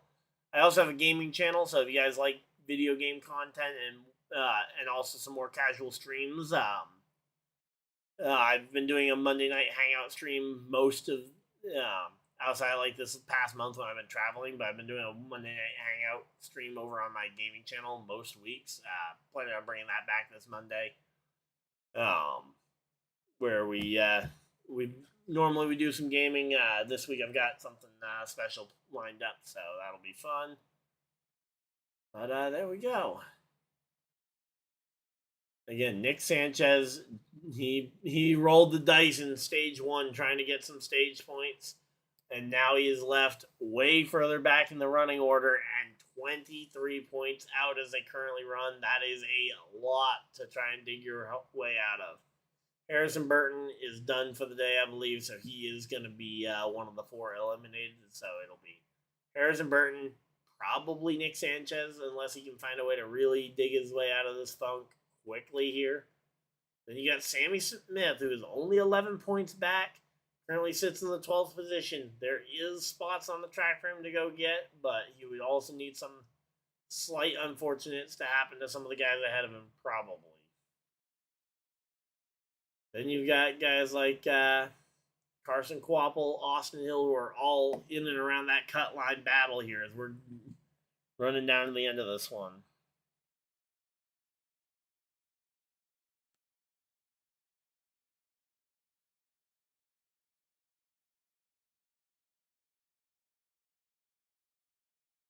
Alright, so there we go. Let's see. Oh, did Texas make a comeback? Oh, no. Okay, Texas, wow. They actually brought it back to a 9-point game. Florida still has the lead by 9, though, so that's enough to make it a 2-score game for Texas. Alright, but yeah, here we go. A buddy of mine just texted me asking if Gators were going to choke this one, which hopefully the answer is no, but again, we're not here to talk college football. We're here to talk NASCAR racing. 16 laps to go as Connor Zilic just tags the line. 4.2 seconds out ahead of Justin Allgaier. Again, Connor Zilic, an absolute speed demon on these road courses. He has been absolutely crushing them. And if he isn't winning, he's usually second place, and usually SVG is somewhere in the mix, causing that second place finish. So there we go. 2-point lead here. The Taylor Gray currently holds a 2-point lead over Hill for the final spot. Again, Hill hanging on to a very desperate last-ditch move. If he can try and make something happen to try and gain those 2 spots. All he needs is 2 spots here. Currently ahead of him are Jeb Burton and Eric Almirola. Almirola will not let him by if it means, especially not if it means Taylor Gray is out. You know Eric Almirola will defend that spot as far as Austin Hill is willing to challenge it. Then we got we got Kaz Gralla getting himself in the mix. There we go. Kaz Gralla making a pass here on the 21. Kaz Gralla going ahead and just sizing up one of the best drivers in the field in one of the best cars, an RCR car, the 21 of Austin Hill. That car combo has been very tough in the Xfinity Series to beat. Only really beaten by Connor Zilic, who's been on an absolute tear this summer, finishing no worse than 5th since May.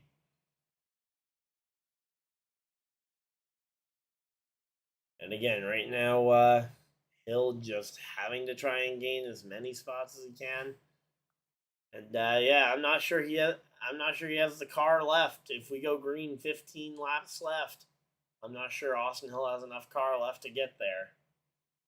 Now, if we get a caution period, if we get a timely caution here, throw on some extra tires. Because I don't think you can.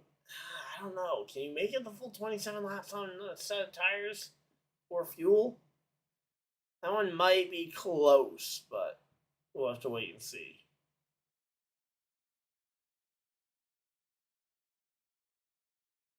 So there we go. Again, we're just chilling out here. Hopefully, everybody's having a good time.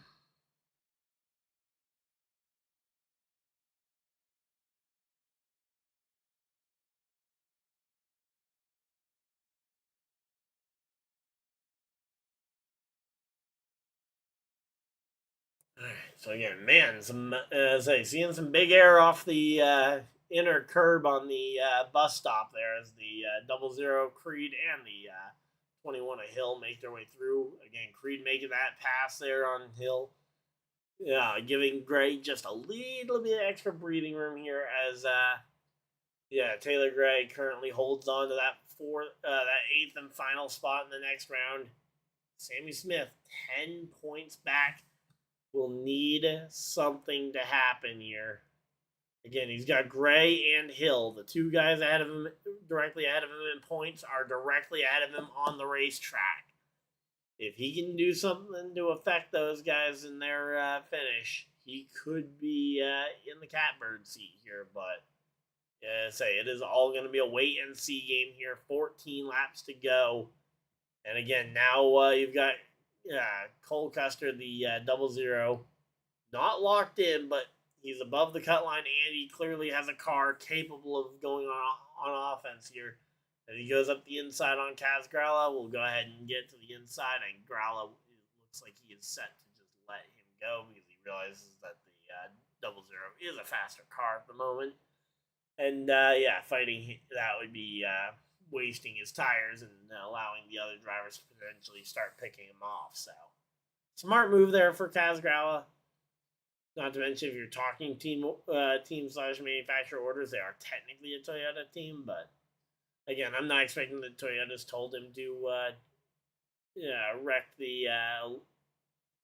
wreck anybody intentionally, or to try and help any specific driver. But again, we'll have to wait and see. Then again, a driver who doesn't need any help, you've got Connor Zillage, who's now 5 seconds out ahead of Allgaier. I mean, 5 seconds is an insane amount of time to be ahead of somebody in a NASCAR race. All right, there we go. Again, we are just chilling out here. Hopefully, everybody's having a good time.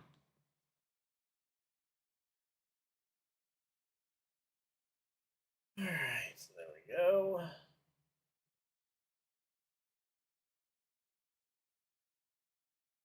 So we got a side-by-side commercial going on here.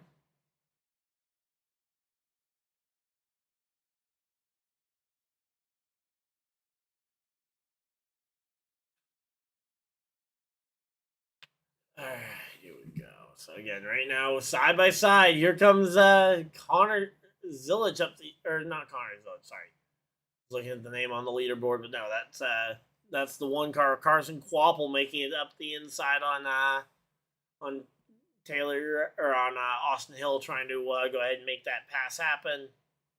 Yeah, and a lot of drivers passing the 21, almost like the 21 might have started to fade here late, which is good for a lot of the drivers above the cut line because he was kind of the driver breathing down their neck. But now the question is, who's next up, and are they going to have the speed?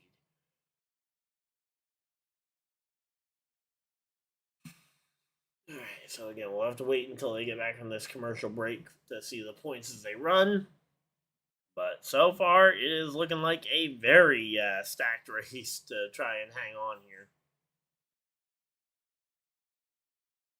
Let's see.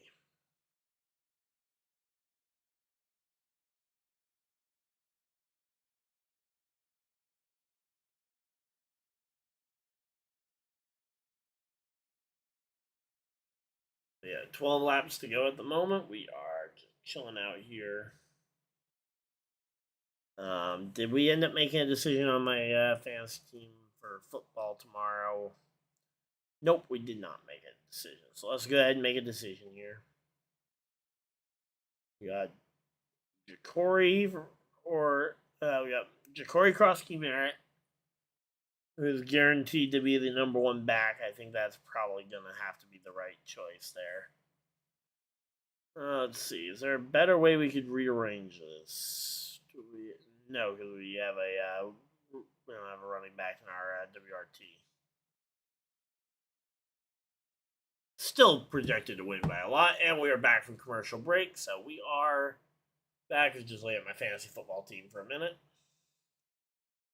With Bucky Irving being ruled out, I had to adjust my work league lineup just a hair. But yeah, right now though, again, just showing some of the replays of the 21 car trying to go to the inside on Sammy Smith, not able to get there. Taylor Gray ends up going by him, and that is going to go ahead and really shut the door here for the 21 here. Oh, the Penn State game just wrapped up.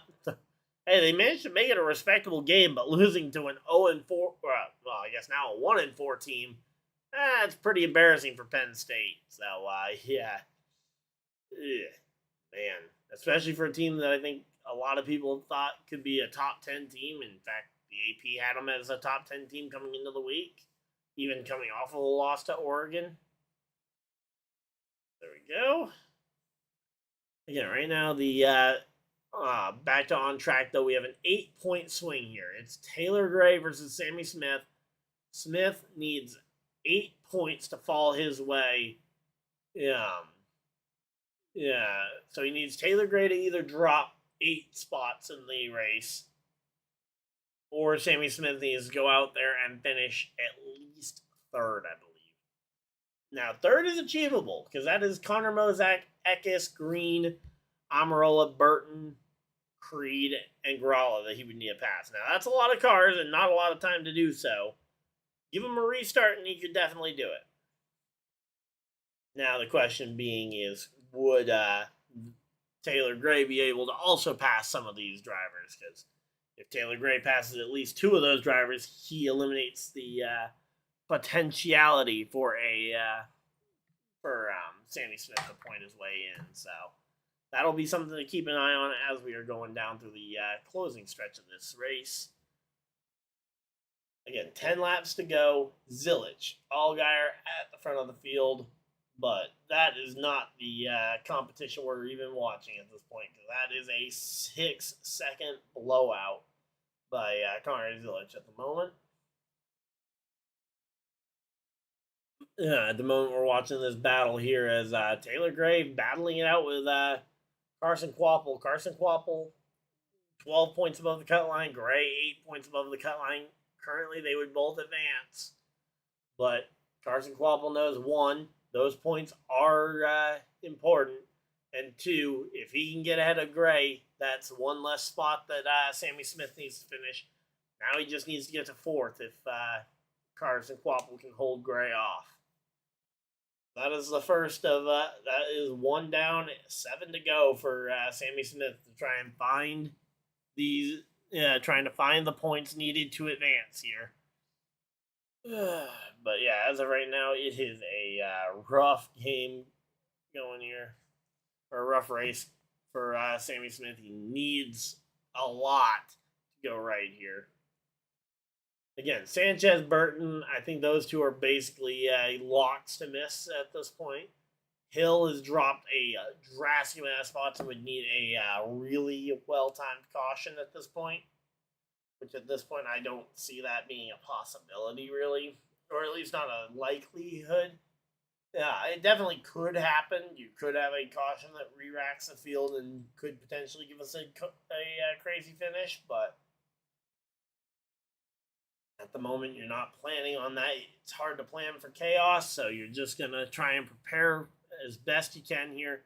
Again, Sammy Smith still in the 10th position, needs 7 spots.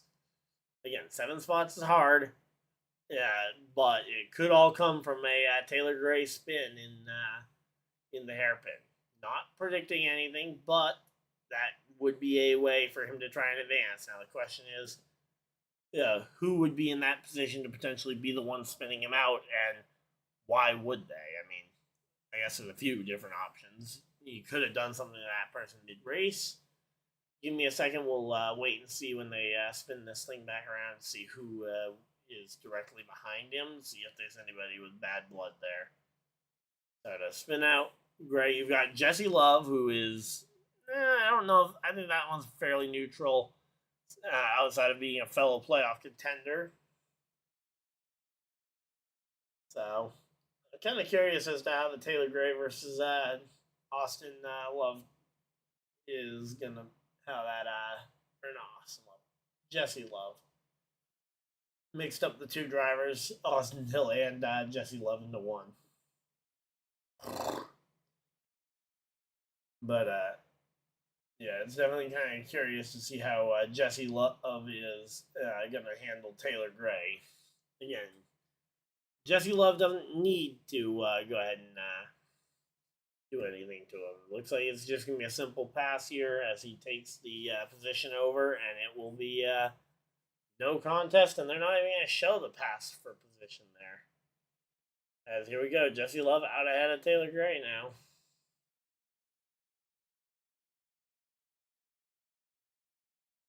Again, right now, Creed, Love, Quapple, and 6 points ahead is Taylor Gray. Sammy Smith hanging on by a thread to this one. All right, let's see. Let's go ahead and take a look at tie breaks because I haven't actually looked at the tie breaks. No, Bob Pockers posted them a little bit ago.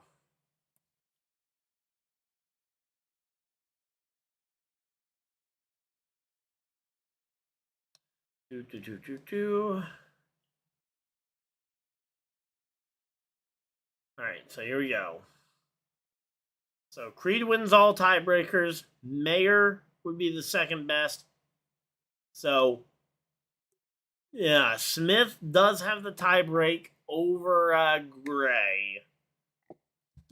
So, yeah. So as of right now, it would be Sammy Smith does just need to tie Gray for the spot. So it's exactly a 6-point battle. Just went and double checked that one for you guys. A 6-point battle down to the line here. It is going to be a fast and furious matchup. 7 laps to go. Again, Gray has Mayer behind him, then Hemrick. Hemrick could be a little bit of a disgruntled former Joe Gibbs teammate, but again, I have no way to actually predict that one. Connor Mozak hitting pit road. All right, so we might have a green flag round of pit stops. I was not sure if that was going to be required or not with how they've been running the 20. But yeah, okay, they're saying unscheduled stop. Okay, fuel pressure issue on the number 9. Well, that unfortunately, I mean, it's going to help Smith, but it's also going to help increase Gray spot too. So it really ultimately doesn't change anything. It's a 6-point battle still. Sammy Smith 6 points, the lesser on Taylor Gray. If Mozak's able to get back out there and somehow pass Gray, that could maybe make this a little bit interesting, but again, that is a stretch to assume that is a possibility, let alone a likelihood that could happen. And let's go ahead and skip around to ads here for you guys. We got 30 people hanging out in chat. Thank you guys for all 30 people who have decided to spend a portion of your very valuable Saturday afternoon here with us. As again, we've got playoff racing here in the NASCAR Xfinity Series, a playoff cut race, and it has been cut line drama all afternoon as Sammy Smith trying to cut his way in. Carson Quapple, a slightly more successful teammate today, as he has been he is 13 points ahead of Taylor Gray. He's 13 points ahead of his teammate Sammy Smith, who is fighting for that final spot. Taylor Gray is the weaker of the two, though. So Taylor Gray will be the one to keep dropping back, and Again, Quapple all over the rear bumper of the 8. If he is not going to be the one to, as I say, again, don't want to ruin your teammate's shot at a playoff by trying to, at the next round by trying to go ahead and gain one additional position. So that's going to be the thing to keep an eye on here down the stretch. As we cross the 1,000 view mark on the stream. Thank you guys for everybody that's decided that portion of your very valuable day here. And yeah, we're also closing in on the big 4K on subscribers. As I say, if we get 3,500 by the end of the season, I would be stoked. I don't expect it. Yeah, 3,500 by the end of that one. But if we could hit that somehow, some way, that would be insane. But yeah, here we go. Again, Creed gaining a spot here as he goes and passes Christian as he's battling with Christian Eckes. But again, that battle does not matter a ton as Creed is 18 or 17 points above the cut line, regardless of how he finishes in regards to Eckes. But again, Creed trying to do everything he can to gain this spot. Again, 4 laps to go. 4 laps remain here. Gray needs to find some spots. And oh, here comes Sammy Smith. Sammy Smith going to come down pit road. And that is going to be Here we go. Sammy Smith throwing a Hail Mary here, coming down pit road for some sort of service here. If we get a caution flag, this could be, he'll have 4 fresh tires and oh, caution flag flies! We get the caution! The caution flag is out for Sage Karam on the front stretch. No freaking way. Are you kidding me? Sammy Smith looks like a genius. That is insane. A flat tire and a massively sparking car here. A Toyota nonetheless, giving a massive edge to the driver who could eliminate Toyota's last hope at the, Toyota's second to last hope at the Xfinity Series Championship this year.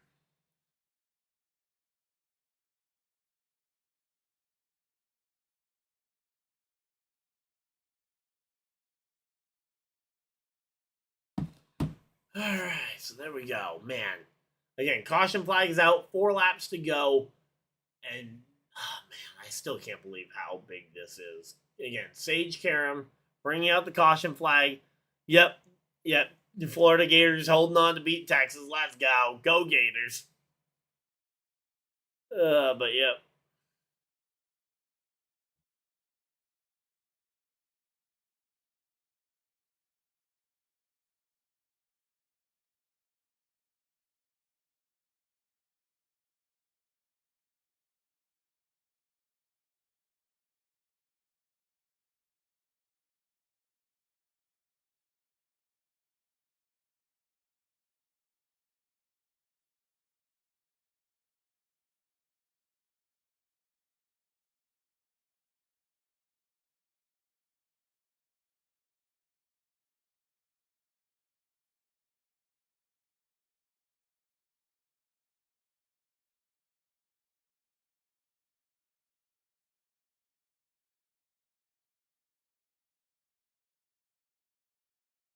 Alright, so there we go. And yep, we are going to overtime, so it will again, we're under caution flag, you're not missing much. Just informing my friends who might not have been watching this one that yeah, this is absolutely massive.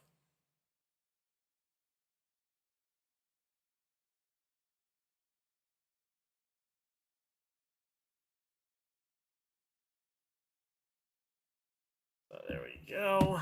And again, Sage Karam just with a massive flat tire there. And again, this is going to change the complex of this race here.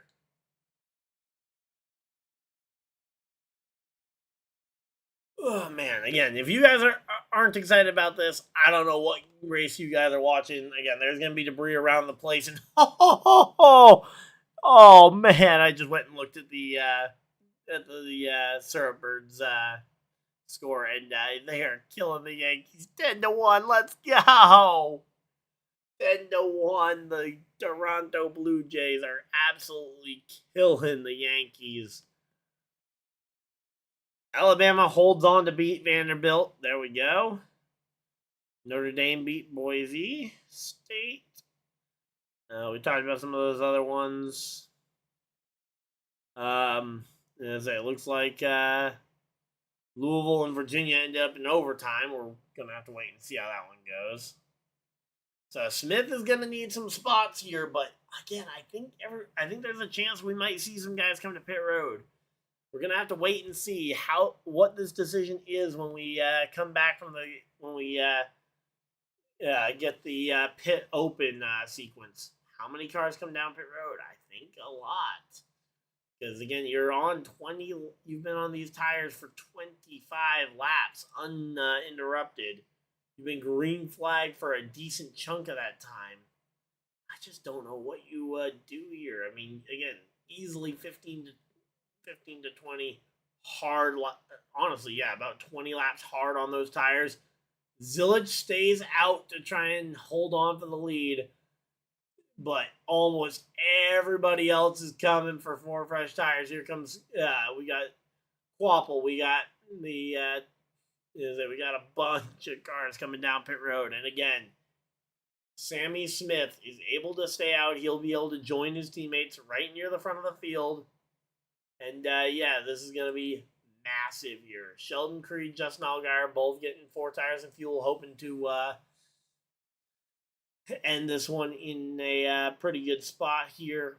But once again, we are just waiting to see where all this is going to shake out as they come off the pit road. They're not even showing the race off the pit road. I was not watching to see the order.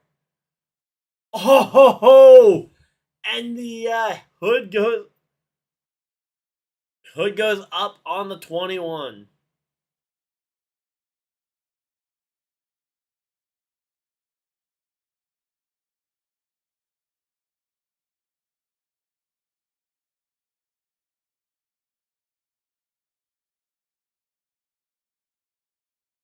Alright, so again, we are currently under caution flag here in overtime for the NASCAR Xfinity Series Charlotte Roval 250 here.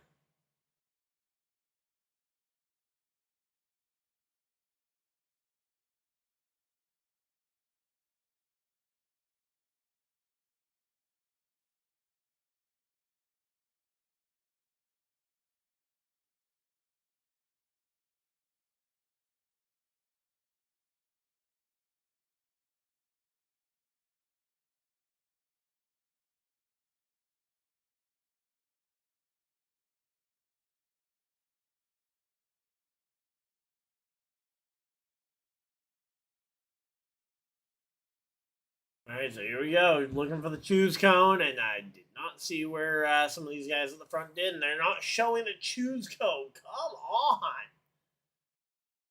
CW, I get it. The playoff standings are important.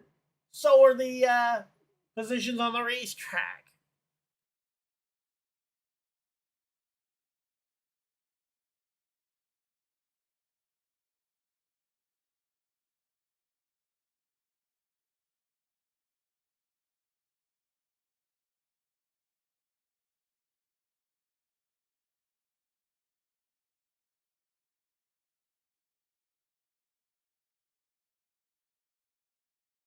Alright, so there we go. Again, we're just, Sammy Smith, 4th place at Kansas last week, gives him a lot of tiebreakers over anybody else in this round.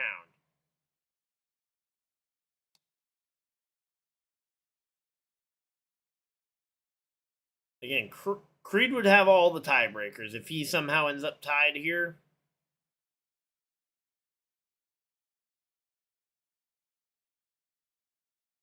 Yeah, so it's Creed, Mayer, Hill, Quapple, Smith, Gray. The order of these ones.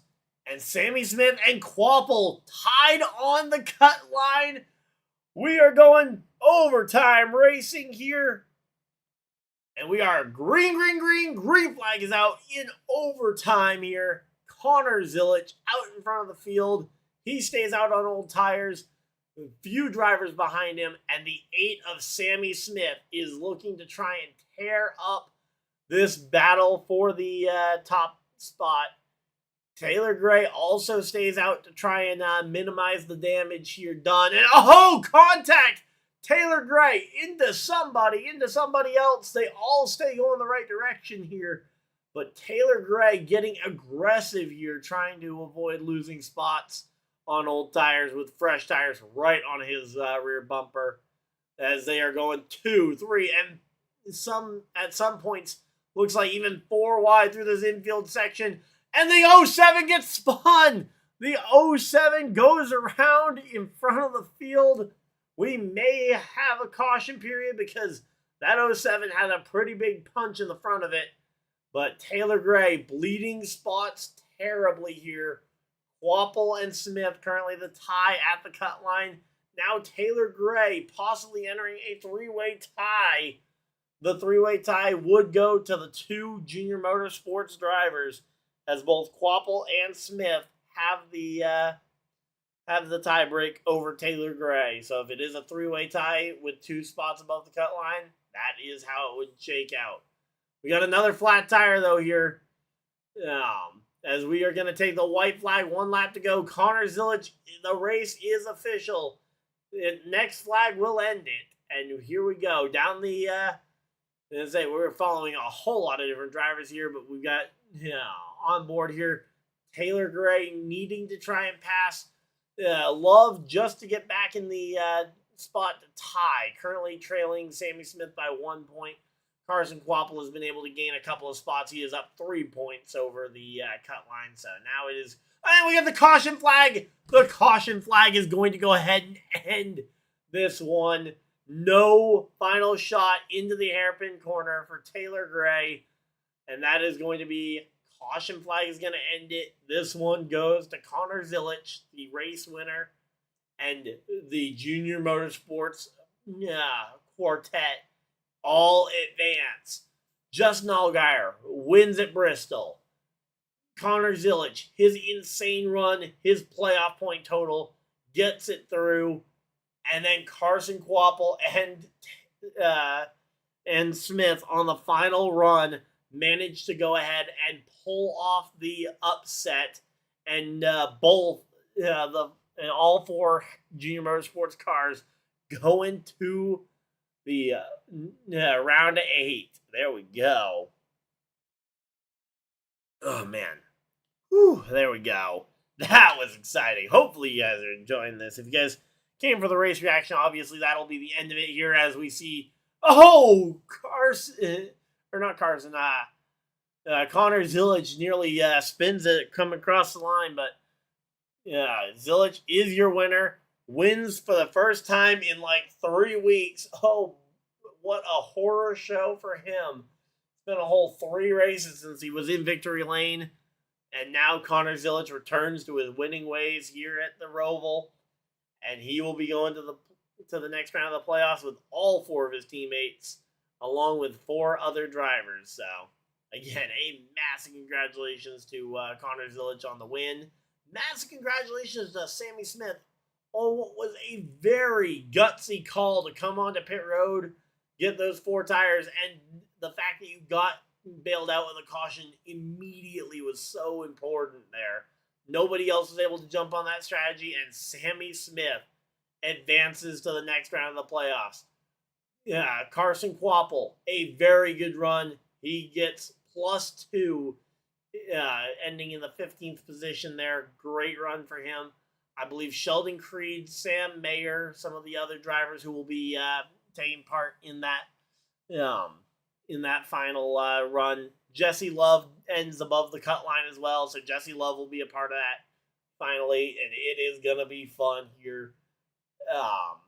Again, the Elite 8, whatever you guys call it, the round of 8, it is going to be a blast here. Let's look at these 3 tracks coming up, because we got Vegas, we got Talladega, we got Martinsville. That is a very exciting round of 8. So, Again, we'll stay live for a bit longer. If you guys did just come for the race reaction, though, obviously that'll be the end of the race. Hopefully you guys enjoyed it. If you guys do, again, remember to subscribe. We'll be back tomorrow for the Cup Series race as well.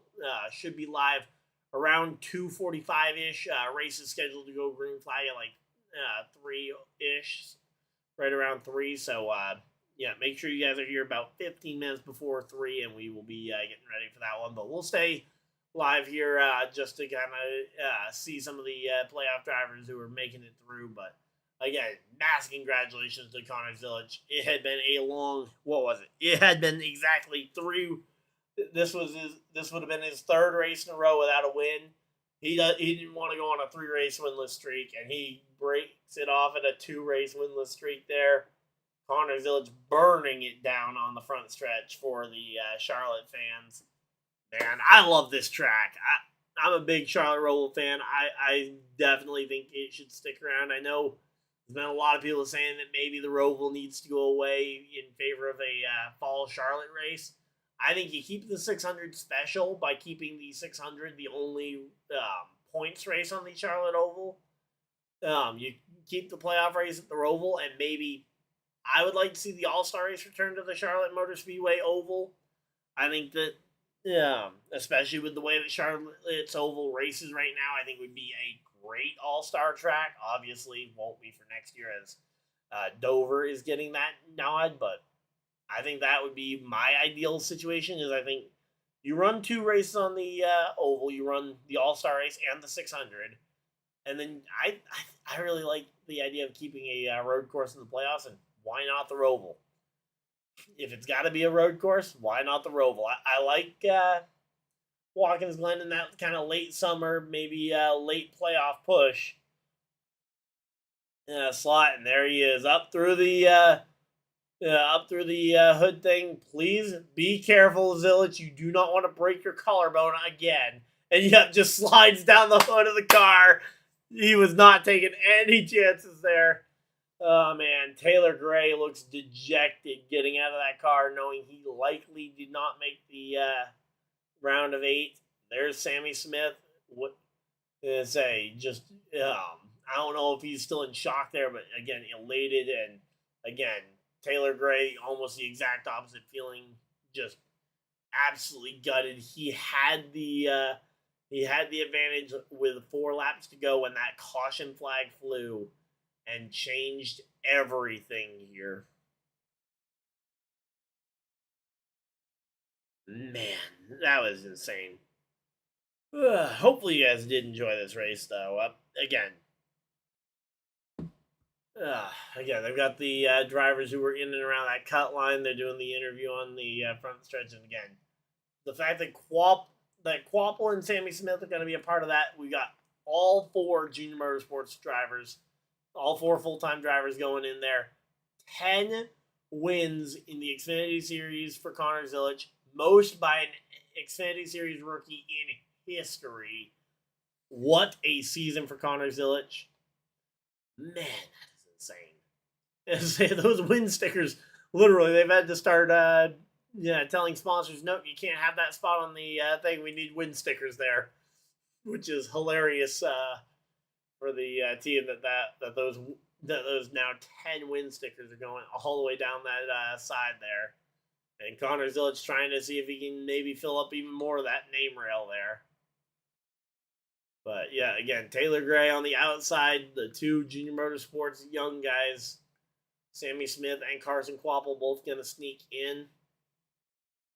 Just kind of waiting to see, because I want to see Taylor's interview before we hop off here. Again, all these drivers kind of tense here. All right, the final tally, they're showing Quapple in by 2. And Sammy Smith in by 0. Tie break over Taylor Gray. A tie break between Sammy Smith and Taylor Gray for the final spot in the round of 8. Your other drivers, again, we're going to go through the full round of 8. You've got Zilisch, Jones, and Allgaier. All 3 were locked in coming into the race. Zilisch on points, Jones and Allgaier on wins. Now Zilisch with a win as well. Mayer, 25 above. Jesse Love, 7 points above. Sheldon Creed, 6 points above. Quapple, 2. And Sammy Smith advances on tiebreaker over Taylor Gray. Tiebreak came down to that finish at Kansas 1 week ago. A 4th place finish versus the 6th place finish for Taylor Gray. That finish ends up being the tiebreaker, as it was both drivers' best finish.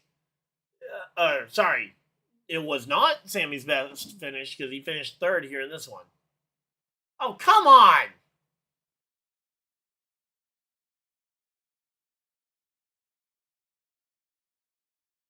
Okay, there we go. Come on. I was hoping to see the end of this one, and I guess somebody else,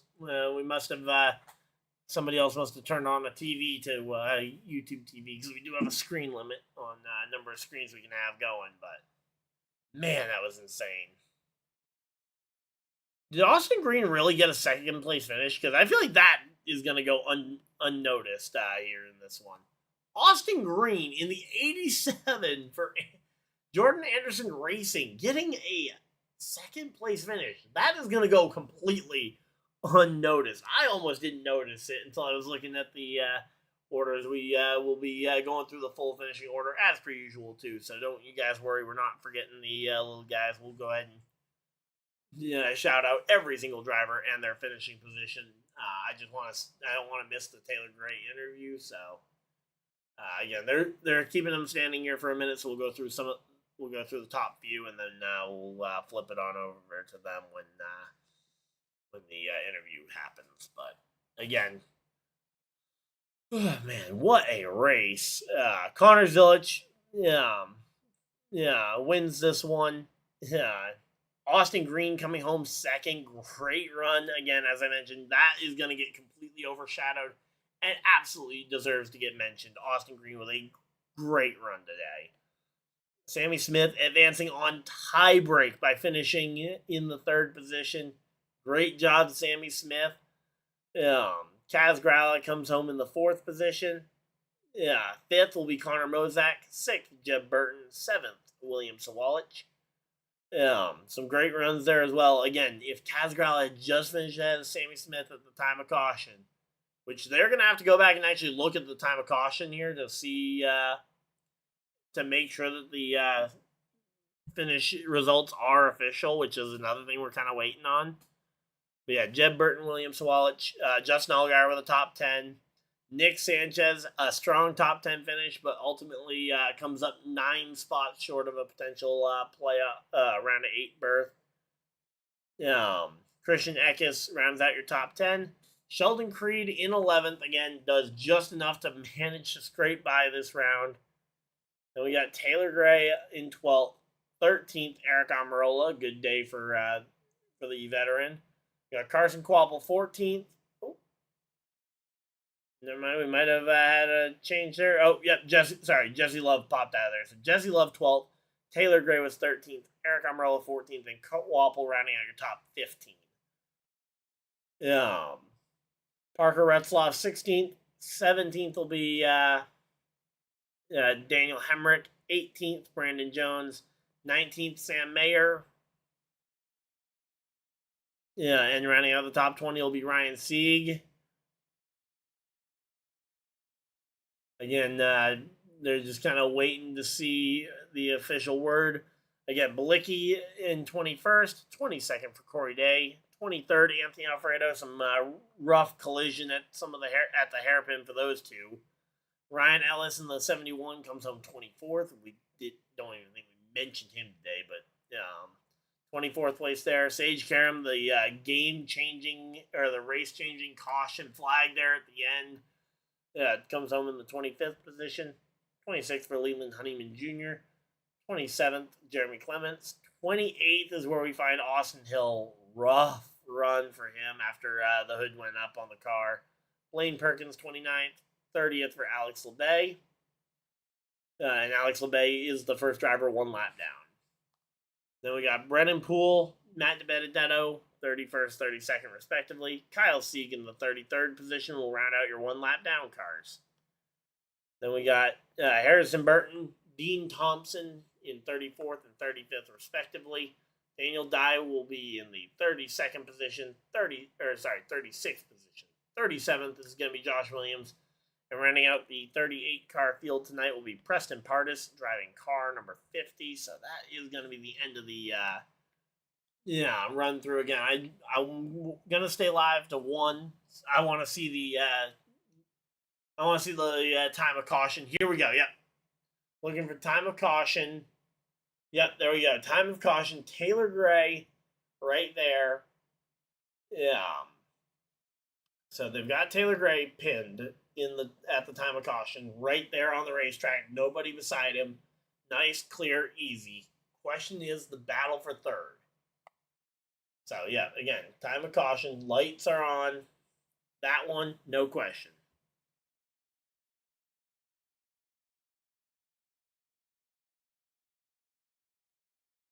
And now here we go. Here's the time of caution for the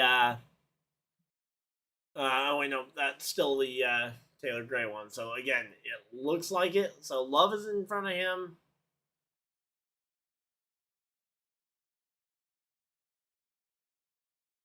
So again, we're waiting to see, because again, if this is a tie, the tie goes to Sammy Smith. But we're waiting, and we're all waiting with bated breath. I believe it is going to be the 2 Junior Motorsports cars. But we are just waiting to see for official word here.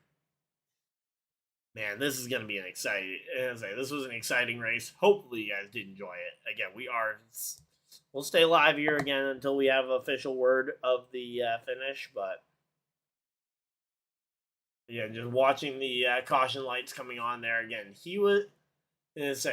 Jesse Love was ahead of Taylor Gray, then Taylor passes him down towards the hairpin. That does not affect it.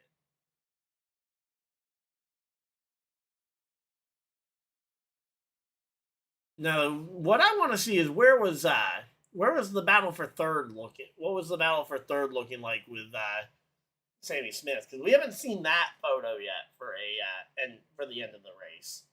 That's the one I want to see. I want to see the time of caution for Sammy Smith, because we have the time of caution photo for Taylor Gray. We know he was behind Jesse Love,